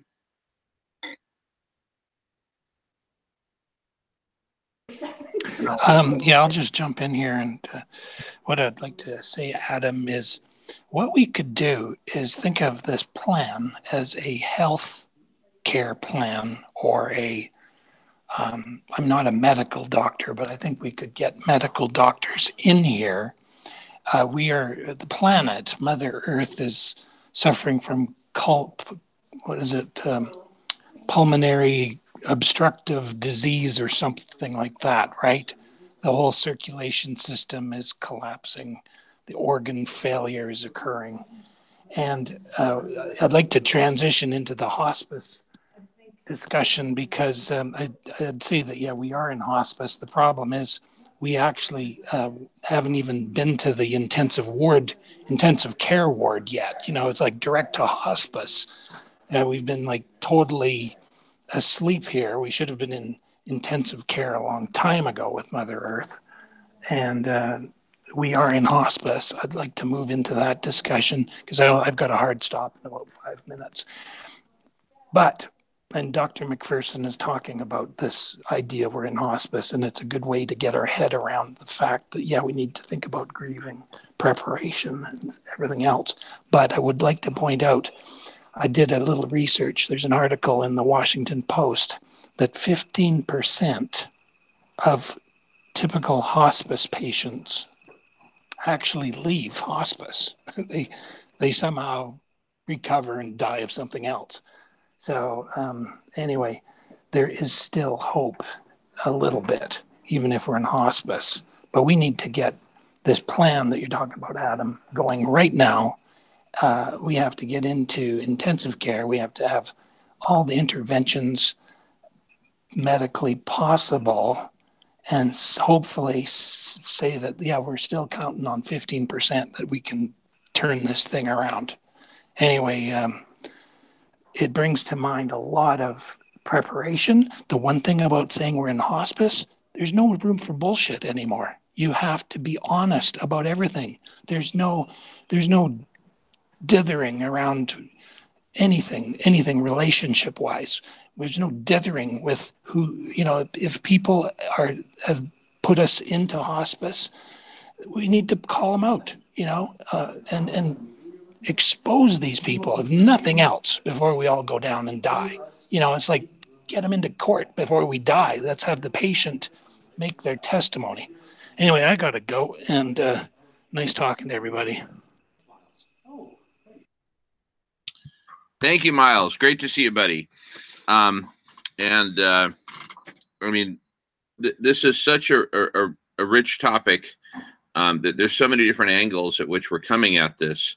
You know, there's this notion of a plan, which I believe in. I believe we can come up with a plan to get us out of this that would involve political solutions as well as economic solutions. I think the political solutions need to undergird this because, to Alex's point, if the oil and gas companies are not forced, they're going to keep pushing their product. And their marketing departments, merchants of doubt, PR departments, et cetera, they will do whatever they need to do to keep the trains rolling. So what we're proposing is, in essence, a whole new form of political power based in the religious and spiritual communities and leadership, because 90% of the world's population are part of some religion or another. And if their leaders can all come together and reach consensus and say, listen, we need to embark upon this radical transformation. We need to build the plan and start to implement those parts of it that are implementable right now, starting with a cleaning of house at the national governments. Let's take out the lobbyists and representatives of the oil and gas industry, military industrial complex, modern construction industry, et cetera, and replace them with progressive leaders who will respect the collective will and collective intelligence of the vast majority of humanity, as opposed to the 0.1% of oligarchs who currently control everything. It's absolutely ridiculous. We can change this, and we're proposing a pathway to get there. Love to hear people's thoughts on that. Anyway, Alex, love to hear more thoughts from you. It's always great to hear from you. So I'm going to go on mute, and whoever is ready to talk next, please jump in. I don't think anyone's in the queue at the moment. Correct. Okay. I'll say something. No, good points, Jamin. Okay. What Melissa said, I thought Melissa was a great point about doing what you want to do locally. I really believe action is the antidote to despair. I'm in 350. I started the eco-socialism group in DSA. I started a death cafe, which no one came to in Austin. And I do that just because, like, I'm freaking out. Like, I need to talk to somebody. Like, there really is no solution to the climate problem. But I hopped on to this chat because I don't know anyone else in my life. My parents don't think there's a climate problem at all who understands the climate problem. Like, I quit my job because of climate change, because the whole economy doesn't care about my life. Why should I care about it? And now I just, string together what I can to make money, and I'm a lot happier. But my thing is about doing stuff locally. I think for your soul, that's very good. But if we're talking about a real solution, it doesn't matter to me if, I clean up the trash or I can have hemp soap at my grocery store if there's a runaway greenhouse effect and the world turns into dust. Like, if you want a solution, you need to confront power. And that's the thing, is that it's such a disaster to think about climate change individually. Yes, it's great to plant trees, and numerically that does matter. If you don't get on that plane, it numerically matters. Whatever measurement you want to give it, it does have an effect. But if ExxonMobil wants to burn all the oil on Earth, then it doesn't matter. Like, unless you stop the bad guy, he's going to blow everything up. That's what I'm saying. But personally, I still do individual things because I need to feel good about myself as this world decays into darkness. It's very sad.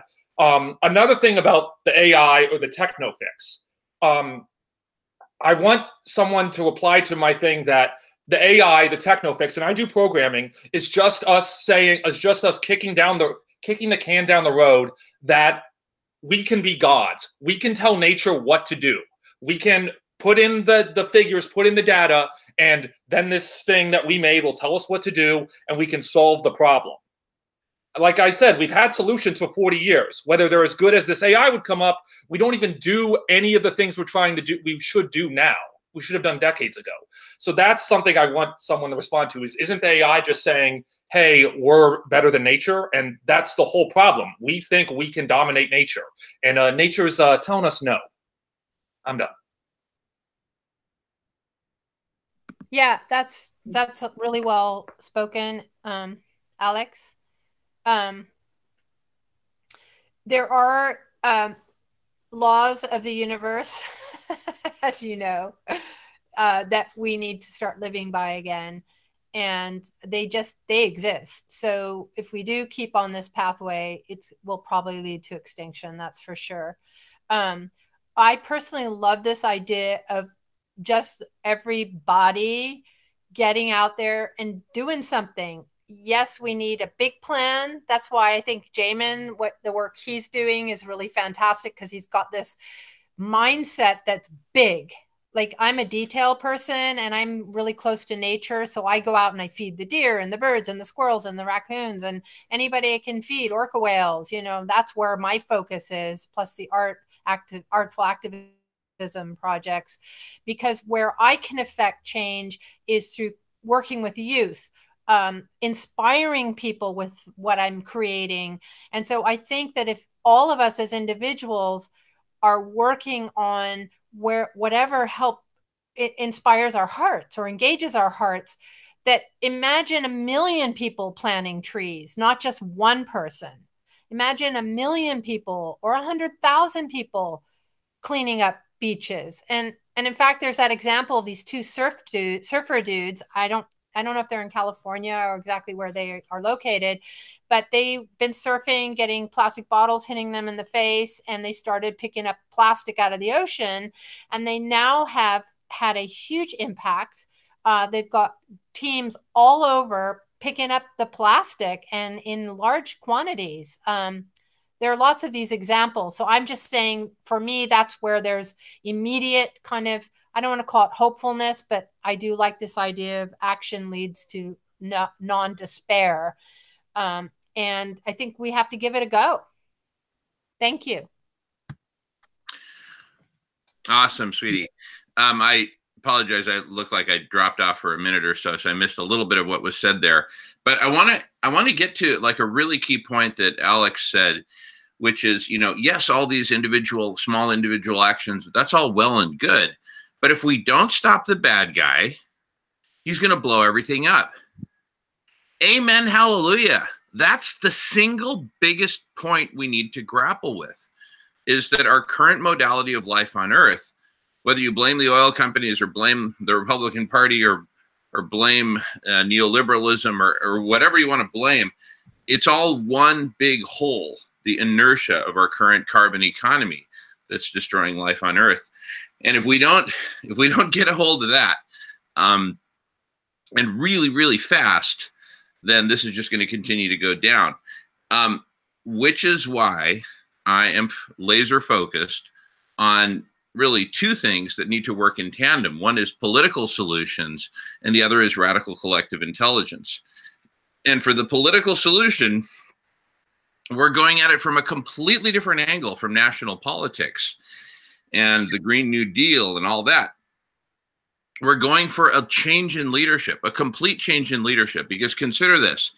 If the world's religious leaders join together under the leadership of Pope Francis and under the guide of the Laudato Si, and essentially create, let's just call it the Laudato Si party, and they endorse political candidates and only endorse political candidates that are fully on board with this radical transformational plan, the plan that Adam keeps talking about, that we keep professing that radical collective intelligence can build if given a chance. This would give it a chance, because the Laudato Si party would only endorse Laudato Si candidates. And, in an ideal world, within 12 months, we replace all the political parties through referendum or whatever. And we have nothing but Laudato Si governments who clamp down on the oil and gas industry at the wellhead, which is the only place you can do it. Forget about carbon tax. Let's just choke it off at the wellhead. Boom. And have a really fast decline curve in how much crude oil can be taken out of the ground, and then done with well, what gets done with that is another whole set of regulations and legislation and all that.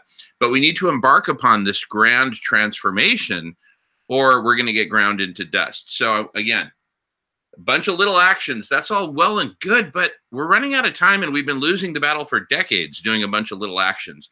It's time to go for the big one, the big mega transformation, political transformation, to finally put a lid on oil and gas and start geoshading as a way to buy time. Yes, it's technology centric, but we're so deep into this. I think that without technology, it's going to be impossible, perhaps, to get out of it. Love to hear folks' thoughts on that. But let's get back to the big central question. What is it that's going to stop the bad guy from blowing everything up? I think political solutions are crucial. And I think that with this transformation that we're seeking to recruit Pope Francis to lead the world, you get a political transformation and you get a cultural transformation. What comes right out of the Laudato Si is a bold cultural revolution. So you get cultural revolution, political transformation, economic transformation, all in one, spiritual transformation being at the heart of it, which is why we're appealing to the world's religious and spiritual leaders. I'd love to hear feedback. Going on mute. Okay, I'd like to talk. So I went to a meeting there a couple months ago in Berkeley that Jamin put on, and brought up the point that all the environmental organizations, the problem with them is they're all independent. They're not joined together. So they're all, we're unorganized. If we build a platform on the internet and just start off with the ability to break the language barrier, we have the technology to do instantaneous voice translation. And with that, and then video technology, with that, that will be the first time that mankind will be able to actually come together and speak and talk to each other because the common man can't talk to his neighbor in another country if they speak a foreign language.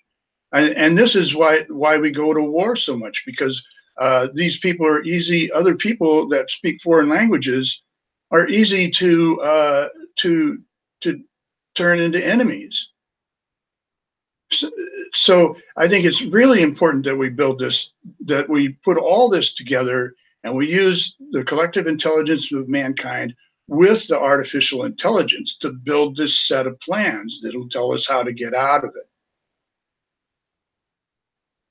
it. It's not about just planting trees or doing all these grassroots movements in order for it to be effective. And one guy at that meeting mentioned that if all environmental groups came together on one platform, we could make a platform where they could come together, they would be much more powerful. And if on this platform, if the AI working with the collective intelligence of mankind creates a model, AI is really good at making models. If it's able to create a model that is very big and very powerful, then we can get the answers we need. At least we'll have a plan that we know how to, that will tell us what to do when the time comes. Because right now, if the collapse happens because the stock market falls, we don't know what to do. We don't have a plan. But if we have that, if we make that plan, then we'll know what to do. I'm repeating myself. Right. And so let's get right back to the central issue. The plan, that's all well and good. We need the political power, or to paraphrase Alex, we need to take out the bad guy or he's going to blow us all up. Alex, I'd love to hear your thoughts on what we've been commenting on about the transformation in political power that's required. And if we can achieve it, I know it's a big if. So it's one conversation to shoot down. Oh, that's not going to happen. Suppose we are able to unite the world. No, yes, I come from a talk that we are going to try. We can have a deep conversation of what trying even means. I'm like, guy, I'm not for not trying. I don't even know what not trying even means. I'm just saying, like, I am for doing things that give us more time. We can still take action that gives us more time. Maybe that's a second, maybe that's a year. Doing action that would probably give us more than a year would be radical and have to take out the corporations, corporatocracy, whatever the hell you want to call it. We can have a deeper conversation on that. What was I going to say? I agree that the environmental, there's a very famous quote, it's easier to imagine the end of the earth than it is to imagine the end of capitalism. And I don't think people are really going to reimagine different relationships to each other until civilization collapses. And of course, it's going to be really bad than that. And I don't know how things will come out. Will be interesting. I mean, we're going to see it in real time if you stay around for a while, everybody. But in terms of like stopping the bad guy, Jamin, I guess my one thought, I've said all my thoughts, is how does a march change that? Like, I don't see Pope Francis having any effect on the corporations. Okay, here's where I want you to just listen real carefully, because I'm going to encapsulate it real tight, okay? Go, yeah, go. Okay, here goes. Imagine that Pope Francis chomps on it and says, okay, I got it, I'm in. You know, there's millions of us going on this, again, not a march, a pilgrimage. It's a whole movement. And we might even start several of those from different places around the world, all converging on the Vatican. But let's say that enough millions of people are marching and, pilgrimaging and walking and communicating and starting to participate in this process. And we're successful in inspiring Pope Francis to lead us. He convenes a leadership council of all the leaders of the major religions and spiritual practices and all that. Together, they reach consensus. We need a radical transformation in capital, in the carbon economy, in this, and this, and this, and this, and this. Oh my goodness, it's so complex. We actually can't think of all the answers ourselves. Bingo, let's convene the collective intelligence. So humanity, come join the collective intelligence, help build the collective intelligence and all of its facets. Great, we come up with the plan.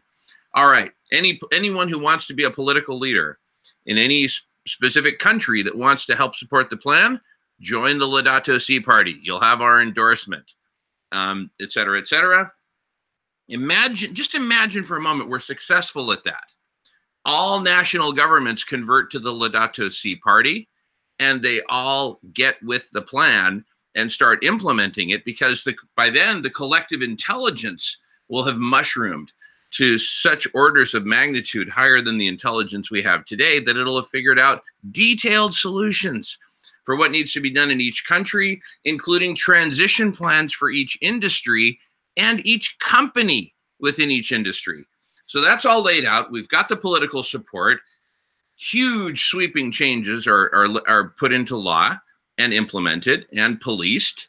And yes, we said you need to chomp down the output of this wellhead from 100,000 barrels per hour to a tenth of that. That's the law. So it's the oil company that gets arrested if they don't do that, et cetera, et cetera. That's what I'm saying. That's it. I've tried to encapsulate it in a nutshell. So love to hear your thoughts on that, Alex. Okay, I hope, I mean, obviously, if that happened, I would be happy. I'm not going to shoot that down. Obviously, the chances of that are slim. But obviously, that trying is worth it, right? We just admitted that trying is worth it. Whatever trying even means, we can discuss. But sure, I think a little bit, if I was making that story more realistic, there would be at least a huge confrontation between the corporatocracy and the religious institutions before anything really happened, because they're just not going to go away because they lost an election or law was changed or whatever. They're just not going to do it. Whether we can win or whether we should confront corporate power. I'm all for confronting corporate power or whatever, or the enemy. I'll just label it the enemy, whatever the enemy is. I think the enemy's very big. Governments, whatever. Huge long list. So I just think, and we don't have time. That's kind of the biggest thing. We have a time factor, and we should have done this 30 years ago if we actually wanted to save ourselves. Now it's really just if we're going to have someone alive at the end of the century. But yeah, I think that's good. Why do you need to do a march to do this? Why don't you just try to discuss with Pope, what's his name, Pope Francis? Yeah. So we tried the direct route. And in fact, we networked in the Cleveland Catholic Diocese and got a full 1-hour meeting with the Vicar General, who's essentially the CEO of the 1 million-member diocese centered in Cleveland, Ohio. Had a good talk. He was like, we presented him all the facts. We had Guy McPherson at the ready to talk with the Vicar General in case he needed an updating on the facts, etc. It was a powerful meeting, but bottom line, he said, we just move so slowly. So that's why we're doing this pilgrimage. Well, the institution isn't ready. The institution you want to can't move that fast. They can't move from the middle of the ranks. But Pope Francis, sitting at the very top, is the most radical pope we've had probably in centuries. And he is taking down the pedophiles, shaking the whole place up. He's generating a lot of tremendous resistance from some of the old guard within the church, which is a very good sign, of course. One of them, this German cardinal, wrote something a few weeks ago in which he essentially calls Pope Francis the Antichrist. And Pope Francis has fired some prominent cardinals who are stuck in the old ways and preventing the witch hunt for pedophiles to proceed. So anyway, Pope Francis, he's our guy, but he needs to know that we support him. If he will step out and lead, oh my God, you'll have 1.2 billion Catholics whose jaws will be dropping. He's already been building bridges to the Muslim community and Muslim leadership, signed a proclamation, joint proclamation with these Muslim leaders a few weeks ago. That's what prompted this whole Antichrist thing. What? You're talking with the Muslims, they're the enemy, so you're the Antichrist, et cetera, et cetera. Anyway, he's ready to lead. We need to show him that we're ready to follow. And therein emerges the dialectic: leadership, followers. So okay. So why is he going to take an audience with you? I mean, not to be mean, but this question is coming. Why is he going to take an audience with you because you walked 2,000 miles or whatever? No, why? First of all, by the time we get there, it'll be too late. That's a year. It'll take a year of walking. So the point is to engage with him early on in the process. Okay. In other words, we build millions of people. We're just leaving Buenos Aires with 1 million people, right? And now he's paying attention. And he says, okay, shoot, I'm not going to wait a year. I'm flying to Buenos Aires and let's talk there. And then we get it on. And that's... I mean, here's a serious question, I guess. So what is the difference between trying to get Pope Francis' attention and when you tried to get Microsoft's attention? Here's the difference. Microsoft, they are addicted to their profits, and Satya Nadella is addicted. But didn't you know that already going in? I mean, that would be obvious on day zero. It was obvious to you, Pope but Francis have interests. Why don't we talk about what his interests are right now? I mean, not criticizing you. I just think if that is what you learned from the Microsoft case, that's very easy not to belittle you. It's just that's extremely obvious. What are Pope Francis's conflicts? I beg your pardon?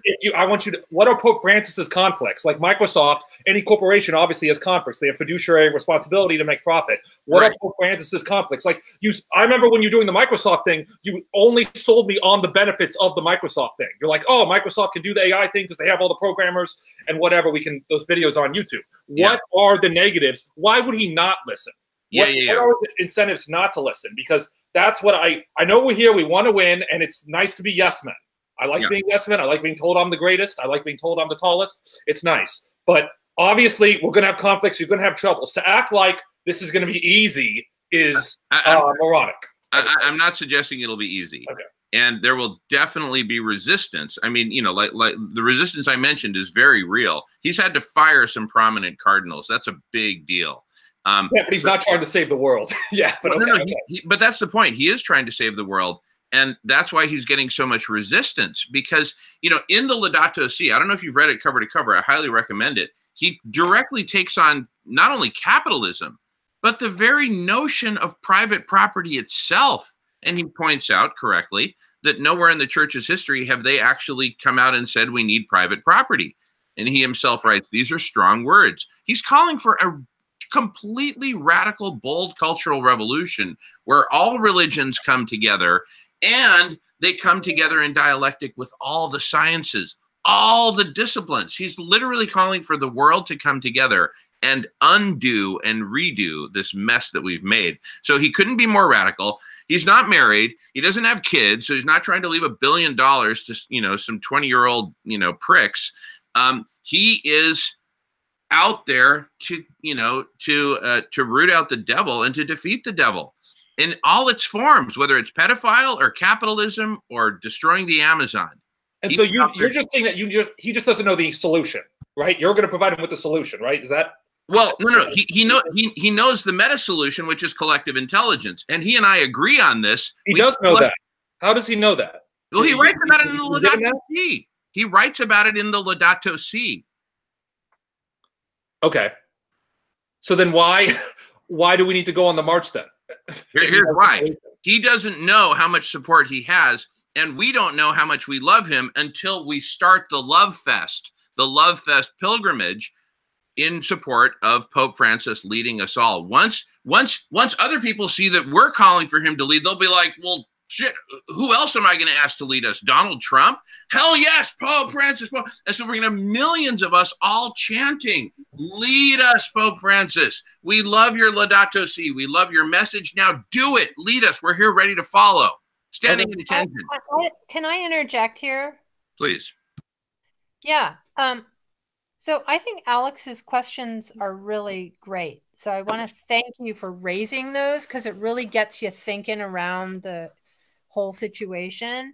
And I have a question for you, Jamin. It's just coming to me listening to the two of you dialoguing, is why not just walk across the United States? Because you can amass a lot of people here. We're Americans. And he's been dealing with the United States, the Catholic Church here in the United States. And so he's very focused on this country right now. And I'm just wondering why we wouldn't do that. And especially given the shortness of time that we have. And I'm also wondering why, for example, the book that you and Jamie have been working on hasn't been actually mailed or however donkeyed to him right away. So yeah, I just wanted to ask those questions. Okay, let me start with the second one first, because it's the easiest one. So we did deliver a copy of our proposal to the Catholic Church with the Pope's name on it. Whether they've delivered it or not is out of our hands. We also have two other parallel routes that we can get that proposal to the Pope faster, and we need to talk about that. But I think the big insight that we hit upon is whether we do it in the United States or whether we start from Argentina, we need to do a march that will gather, that will get the world's attention. Not a march, a pilgrimage, to get the world's attention, and to get Pope Francis's attention, that he has our attention and that we're with him. And it's a movement to get the world to come together to show Pope Francis how much we love him and his vision, and that we're ready to follow, and that we need his leadership. Alex, back to you. Victoria's Vic wants to talk. That's okay. Go ahead. No, I think it's a good point. I just like, it's very easy to, read about the problem, or, look at Guy, or read about all the bad IPCC reports coming out, and to act like this is a Disney movie where we just slay the dragon. But like, I guess all I want to know is, how do we deal with power? Like, if ExxonMobil sees that we're trying to wrest power from them, they are going to respond. They are going to be very harsh. They are going to go call Monsanto. They're going to cold call BP and Chevron, and they're going to say, hey, we've got to stop this. And that is going to be the battle of our lives. Like, if you're in the climate movement, you're in World War III. It's us against the corporations, and they are here to kill everything. Okay? If you don't, I'm only 25, and that's really apparent. I interned at Amazon, and I could tell, like, oh my God, everyone in this corporation is a sociopath.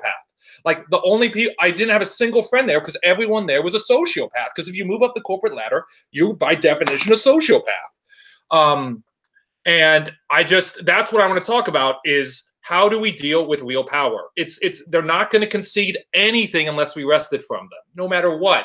And that, like, it's very sad. Like, I want to go to war with people who grasp how evil these people are. That's it. Yeah, I actually want to come back though, Jamin, because you didn't really answer my questions. Sorry to interject like that, but so yes, a document was left with the vicar, but we don't know whether that's going to actually get to the Pope. And I personally think that that document needs to be sent immediately through other channels to the Pope. Because if he could meet you tomorrow, say he got that document and decided to call you on the hotline, you know, that's going to jumpstart things much faster. And I also want to come back to this question of why the South American route, why not across the United States? I get that Argentina is where he was born, et cetera. Well, it's actually my suggestion to start in Argentina and not Japan. But so I would really love you to answer those two, you know, and just explain what your thought process is around that. Okay. So to answer the first one about getting our proposal into the hands of the Pope as quickly as possible, I propose that you and I take that offline, because that's a logistics question that I think would be incredibly boring for the rest of the people on this call. So can you and I agree to take that conversation? Good. Huh? Very good. Very good. Okay, great. Secondly, I'd also like to take offline the conversation of where we do the route, because that's secondary to, do we do a route at all? And that's the conversation that we're in the heart of, in the midst of right now, that I'd like to stay with. Is this a strategy that has the potential to work? And we're in a conversation with Alex, which I think is representative of a conversation with a lot of other people who don't even know that we're talking right now, but who will soon, once they engage with it. Is this going to work? So that's the conversation I want to focus on. So can we agree to take the conversation of which route to get to the Vatican offline as well, and stay with this central conversation? Do we want a route at all? Can we agree to that?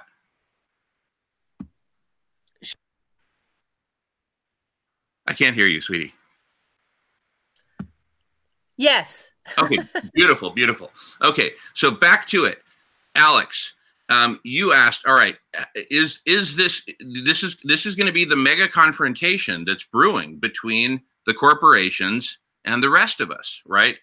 Is this going to be successful in taking that on? So here's my answer. I'm not even really asking, because I think that's a tough question for you to ask if it's going to be successful. I'm just saying, what's plan B? You can just give me plan B. Like, obviously, no, what I'm really asking is, no matter what you decide to do, I don't even get, let's go back to Microsoft. I don't care. There's going to be huge confrontations and walls. To act like we're just going to win or go on some hero's quest and win is complete BS. And I think we have let's say, all evidence of human history to suggest power is not going to give up easily, like I keep saying. That's all I really want to know is, like, what are we doing with the bumps in the road? Are you going to reassess when you get to the bumps? Are you never going to give up? That's all I'm saying, buddy.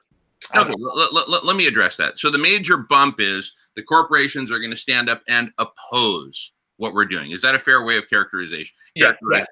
Good. So how do we deal with that? My short answer is that as we're building this movement and asking Pope Francis to lead us, we're not calling it the anti-corporation movement. We're calling it the pro-Pope Francis movement, and we're saying we love the Laudato Si. So what I'm proposing is an organic buildup from people supporting the Pope, publicly supporting the Pope. The Pope builds out a religious council. There's going to be this building, and the religious council and the Pope are going to ask all of humanity to come together in a collective intelligence so we can figure out solutions. We're all going to start to talk about solutions. It's all very free speechy at that point. Nobody's putting a gun to anyone's head. So as I describe what I'm describing, I'd like for you to jump in, Alex, at the moment that you think, aha, that's where the corporations are going to jump in, right? Are they going to jump in when we? They're going to jump in ways I can't even possibly think of. I mean, they own the media, they own our minds. I mean, they're so they have us by the balls.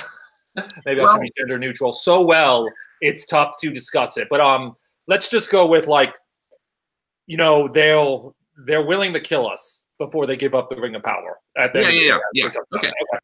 Okay. So let's assume I get assassinated. You know, walking through Uruguay, they identify, aha, this leader is an enemy because he's uniting other people. I think that would make a martyr out of me.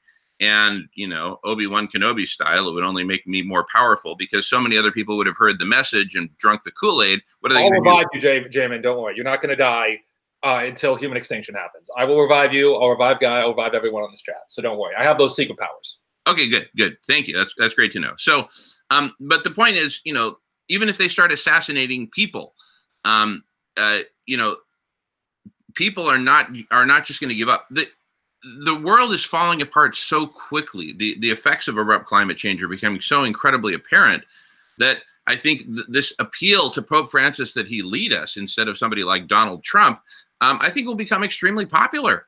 People are going to be looking for something, some way out of the crisis.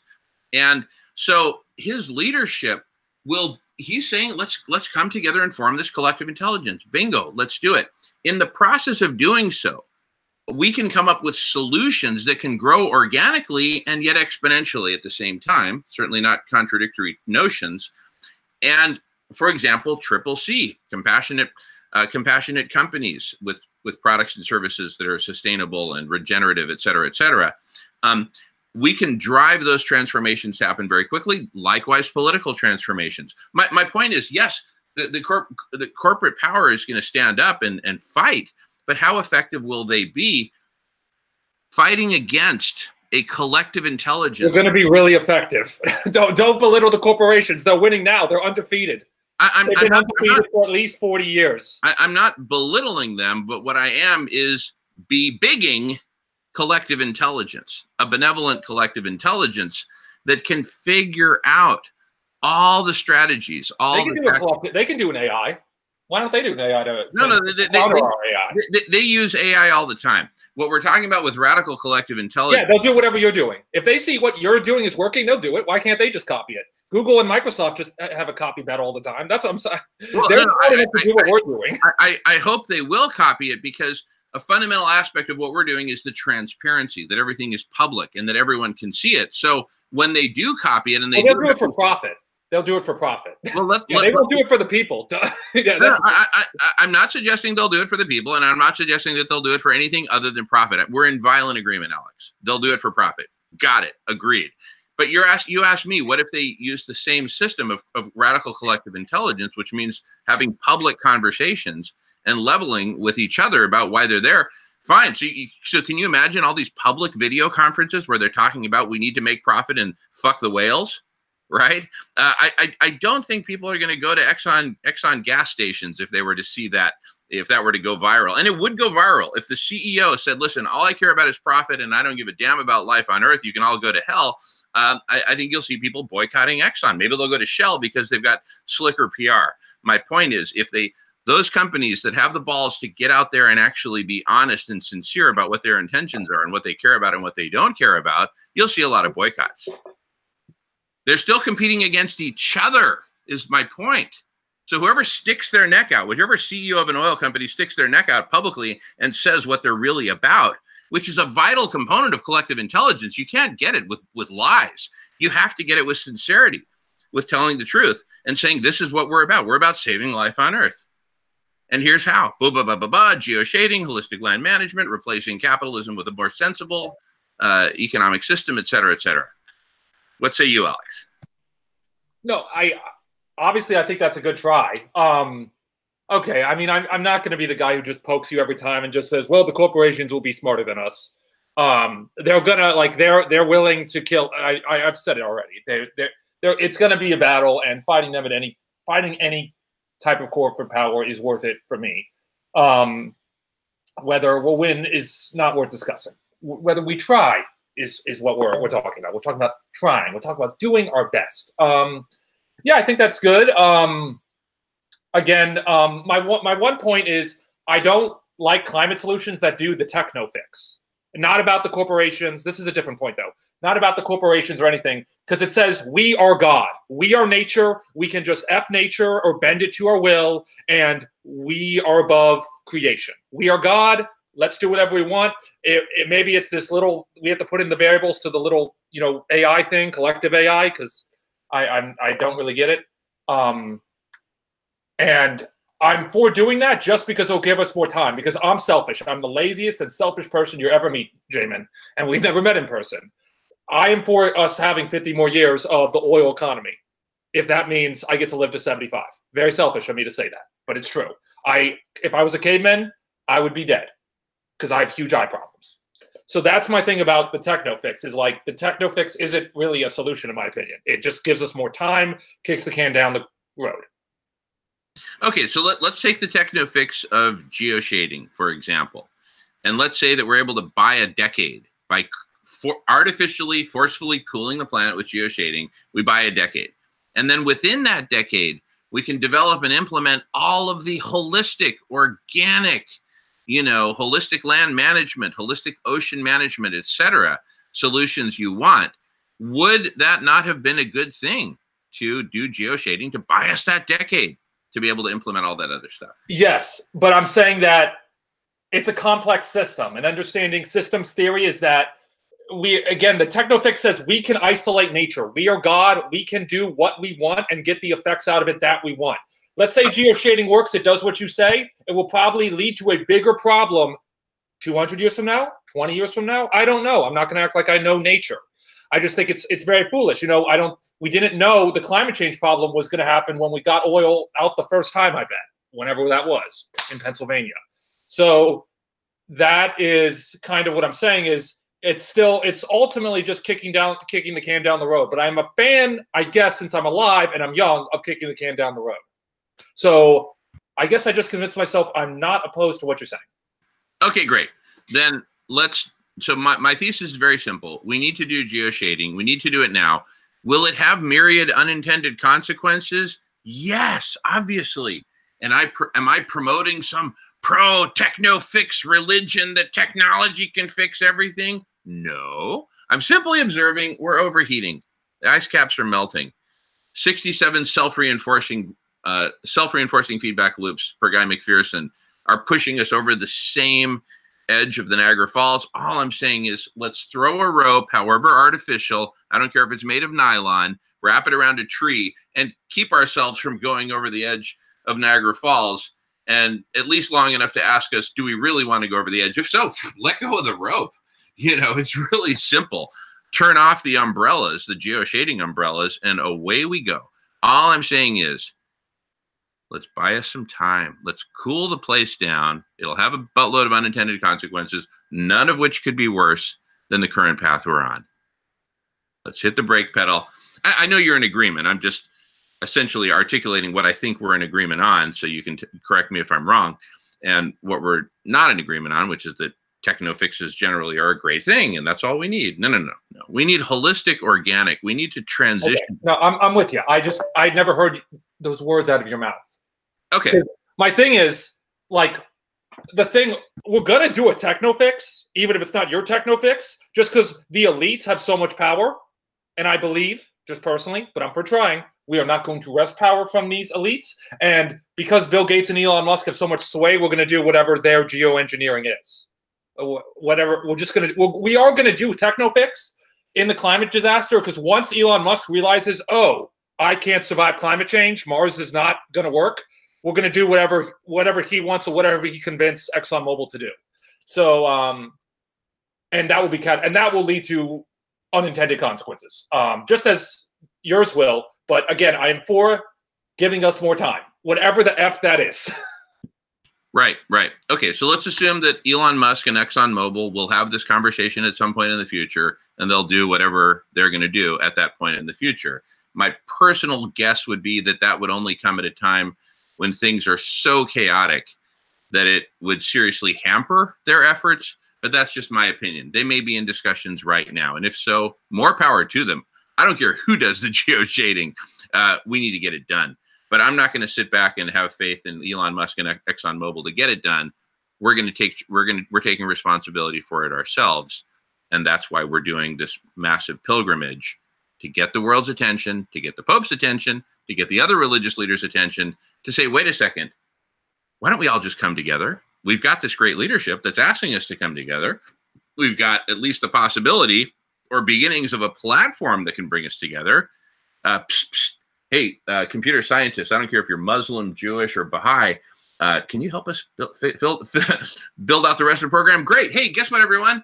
The program is built. Come join, and let's now convene this collective intelligence that Pope Francis and the other religious and spiritual leaders are asking us to do. Let's figure out what makes sense. Oh, hey, newsflash, Elon Musk and ExxonMobil are actually doing some geoshading. Great, let's factor that in, and let's see if we can get them in on the conversation. Oh, they're not willing to talk to us? Okay, well, let's keep working together anyway. The I'm other. waiting for that call. ExxonMobil's going to call me today, and we're going to work on climate change. I can't wait. No, thank you, Jamin. I'm going to go soon, and it was a good conversation. No bad blood, and you addressed my questions. Let me know. Email out when you're doing the march, or what the march is, or where the march is, or what's going on with the march, and just let me see it. I'm not going to join, but I love you. I love everyone else. Great to see you, Alex. Thanks so much for joining and participating. Thanks, man. Really appreciate it. Thanks, man. See you soon. All right. Whoever's been waiting patiently, please jump in. Go on mute.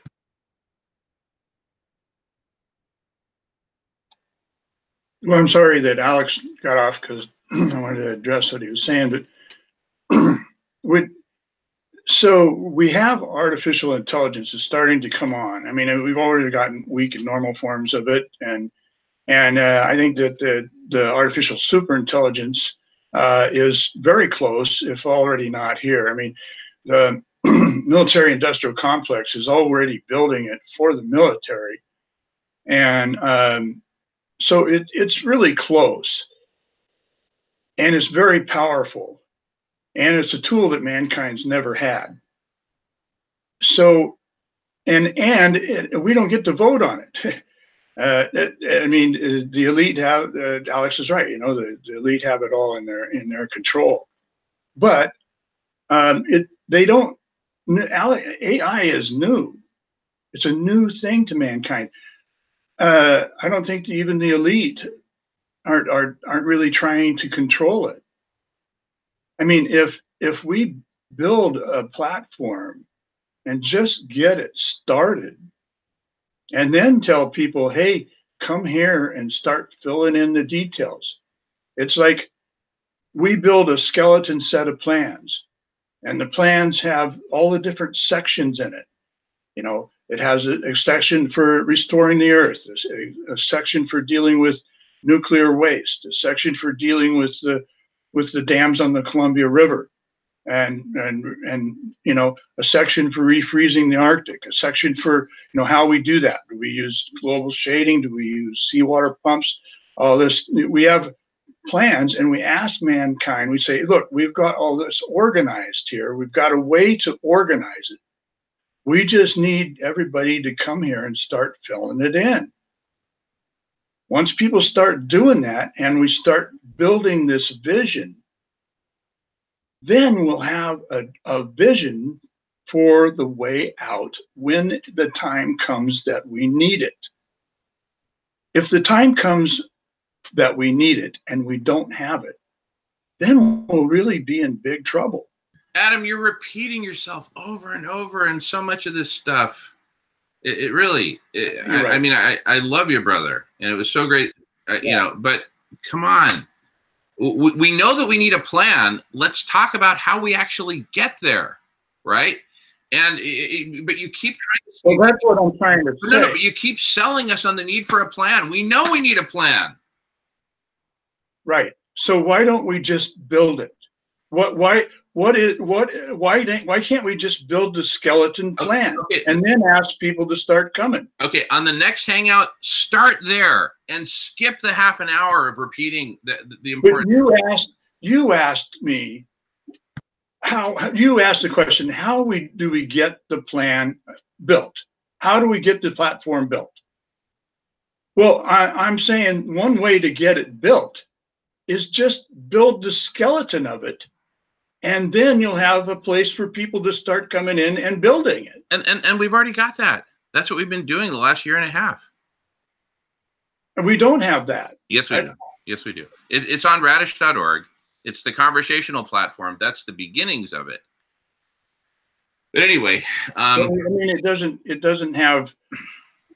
It doesn't have a lot of things, but it does have the beginnings. It is the beginnings of a platform.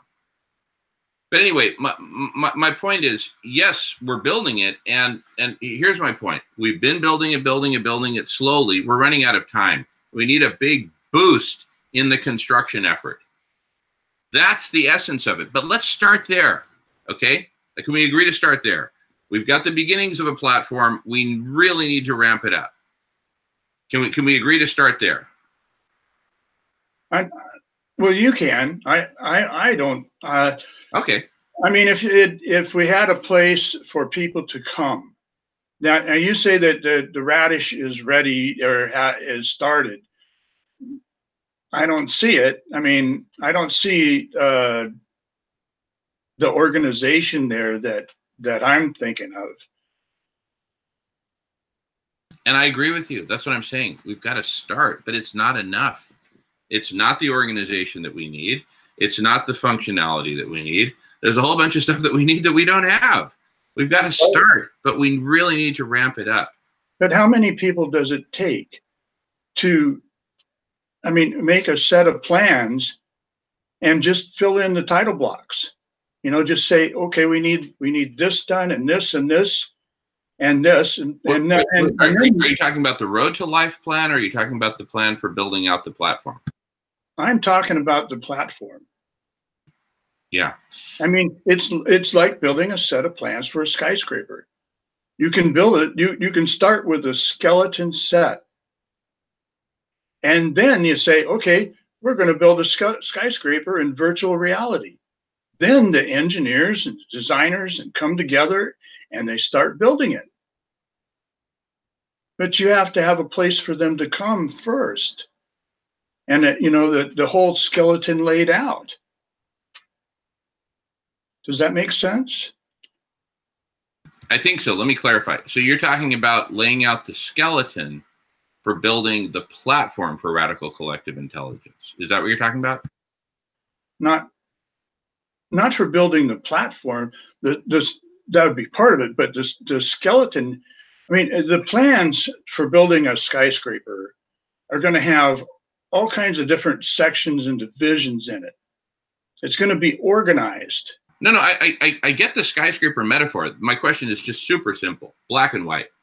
Are you talking about the plan for building the platform, or are you talking about the plan for the Road to Life? I'm talking about the way that the platform should be set up to invite mankind to join us to start filling it out. I mean, it's like I said, it's like a set of plans, but the pages are all empty. All we do is fill in the title blocks and say what's going to be on those plans, on those pages. Then we have a place for the designers and the builders and the graphic artists and everybody to come and assume the spot they're expert in and start filling it in. Eventually, all of a sudden, eventually, enough will be filled in that we'll say, hey, we're starting to build for how we can live when the collapse comes. And people will argue and say, well, I'm not going to do that. Well, that's fine. But enough people will join and build this vision in virtual reality. But if they don't have a place to come and do that, then we have to build vision. Did you say something, Gordon?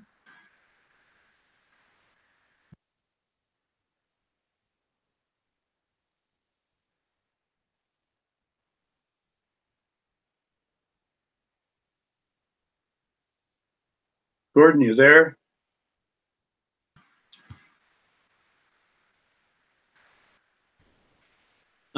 So Adam, let's you and I have a conversation offline where we can just get clear on all this, because I think it's really important for us to have clarity, especially on the social club at the end of the world, which is for a broader audience, of what we're talking about. Because there's all these different elements to it that we keep throwing around, and I think it's really hard. It's certainly hard for me. I think it's hard for anyone to try to make sense of what we're talking about if we don't have just like a basic map of the big picture that would include the following elements: the platform, artificial intelligence, human participation, solutions, a set of solutions constituting a plan, right? The road to life plan that can be built out of that, and keeping that separate and clear from a plan for building the platform, a roadmap for building the platform. See, there's all this potential for confusion when we don't know where on the map we're talking about at any given moment. Are we talking about Australia, North America, right? So I think we need a framework just to be able to have this conversation effectively in a way that doesn't leave people. That's what I'm trying to say. Pardon me? That's what I'm trying to say. You just listed a whole bunch of different elements. Yeah. Well, you could look at all those different things as different divisions that are in the plans. So the title blocks will, like the division of refreezing the Arctic, that'll be one division. The division of building the plan, the division of using the AI, the division of the environmental things that we have to do, the division that talks about the adaptation that mankind has to change to. All these different divisions can be just laid out. And then mankind comes and starts filling in the details on the plan set.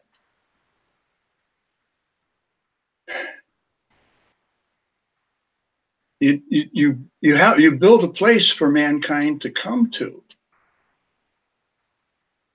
Yeah, and I think that's exactly what I'm saying. We need to actually sit down offline and brainstorm it. And at the end of that, we need a visual that lays out exactly what we're talking about. Because I think if we just keep using our words and we talk about divisions and this and that and platforms and AI, I just think it's way too much to grok without the aid of a visual. And I think I don't think it's going to be that hard to do. I'd love to sit down with you and actually do it, and then we can present it visually and say, look, hey, everybody, you know, all those hours and hours and hours that we've spent over the last few months just confusing the heck out of everyone. We finally sat down and mapped it out and created a visual that's simple and that communicates it. Here it is.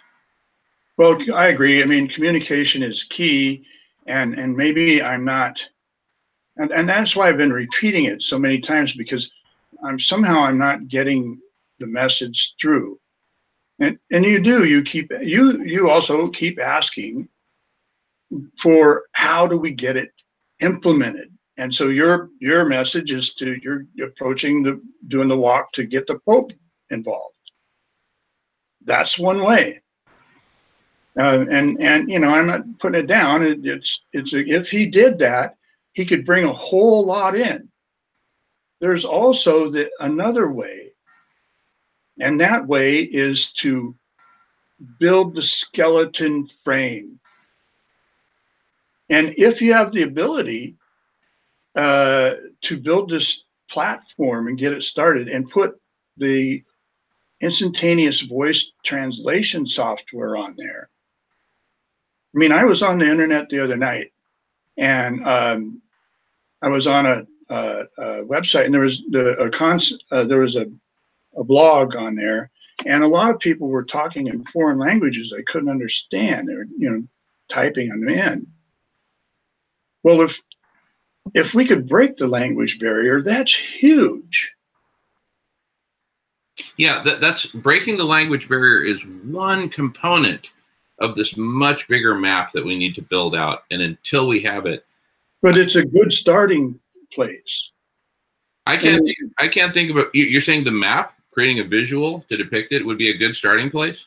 I'm saying you build the platform. Mankind comes to the platform. The first thing he has is the ability to speak without a language barrier to each other. That's a big plus that mankind's never really had before. And then on top of that, you build the skeleton set of plans that just has the different divisions on it. And then you start soliciting, telling people, hey, we have a place for you to come and start building the plans. Now, a lot of people are going to be interested in coming and building the plan in virtual reality. The kids will be the biggest, one of the biggest interested groups. Our teenagers today are more technologically advanced than we are. A lot of us are adults. I mean, some of them can even write apps for their cell phones. And it's their future that we're building, that we're trying to build. So they would help us build that skeleton set of plans. And then, and also people that join the platform, and there's plenty of people, there's a big contingency out there. Instead of going after them, build a place for them to come to. And each individual person that joins the platform would be required basically to fill out a very long questionnaire, a survey form. This survey form. Adam, I'm just going to have to interject because the thing is, I think that this conversation, without the support of a visual, of a map that shows where all these different pieces fit in, where does the platform fit in relative to how do we get there, where do we go from there, et cetera. Until we have that visual, I am not willing to continue conversations about the different pieces on the social club at the end of the world, because I think it's just driving everyone away and getting everyone lost, including myself. And so I just want to be clear, I'm just not willing to have this conversation anymore until we have the visual. So let's take it offline, okay, build the visual, because otherwise I feel like we're just spinning our wheels in the mud. And I personally am not willing to do that. Okay. Well, and I totally respect that. And yeah, let's go on. Okay, very good. Well, anyway, it's just you and me now. So I say let's wrap it up, and then maybe just have a little conversation offline. Okay. You don't have to hang up. I'll just stop broadcasting and recording. Are there any comments from folks that we need to address, Adam? I was on there quite a bit, and they just heard you say that. So they say, well, I'll just mention a few here that because I wrote on here that we need to make a plan and have on the internet a platform, and they come back and say, well, once the grid falls, all communication ends. So that's, that would be one of the sections of the plans. That would be, that would be one topic that would be, you'd fill in the title block of the plans, and that would say, well, this section addresses when the power goes out. What does mankind do? So then we get a topic team together that uses the AI and the model and fills in those details. But what else did they say here?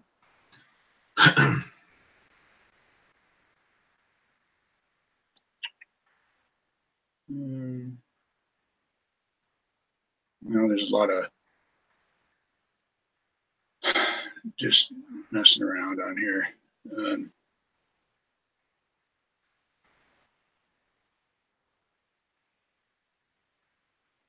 That's about the main thing they're saying. About if the power goes out, then we lose the internet. Yeah. Well, there's a lot of things ways to address that, and if we do it in, if we have a section or that creates a topic, on that subject, then once that subject is analyzed and filled in, then we can set it aside. We can put that permanently into the plan set and say, well, that part is already taken care of now. Now we can move on to another part. And we can send out a list of all these different divisions and parts that need to be filled in. And people will look at it and say, oh, I know how to do that. Yeah, I'll volunteer to be on that topic team. And we look at this list of all these different sections. And that's what the questionnaire is about, that everybody fills in. Yeah, and now we're getting back into the pieces, and which I've already told you my position on. I won't repeat it. Are there any other questions or comments that we need to address before we stop? No, I don't think so. Okay, all right. So let's wrap it up, and then you and I can just talk offline here. Sure. So don't hang up, and I'll just stop recording. All right. Thanks everyone for joining the Social Club at the End of the World. Look forward to seeing you next week. Thanks.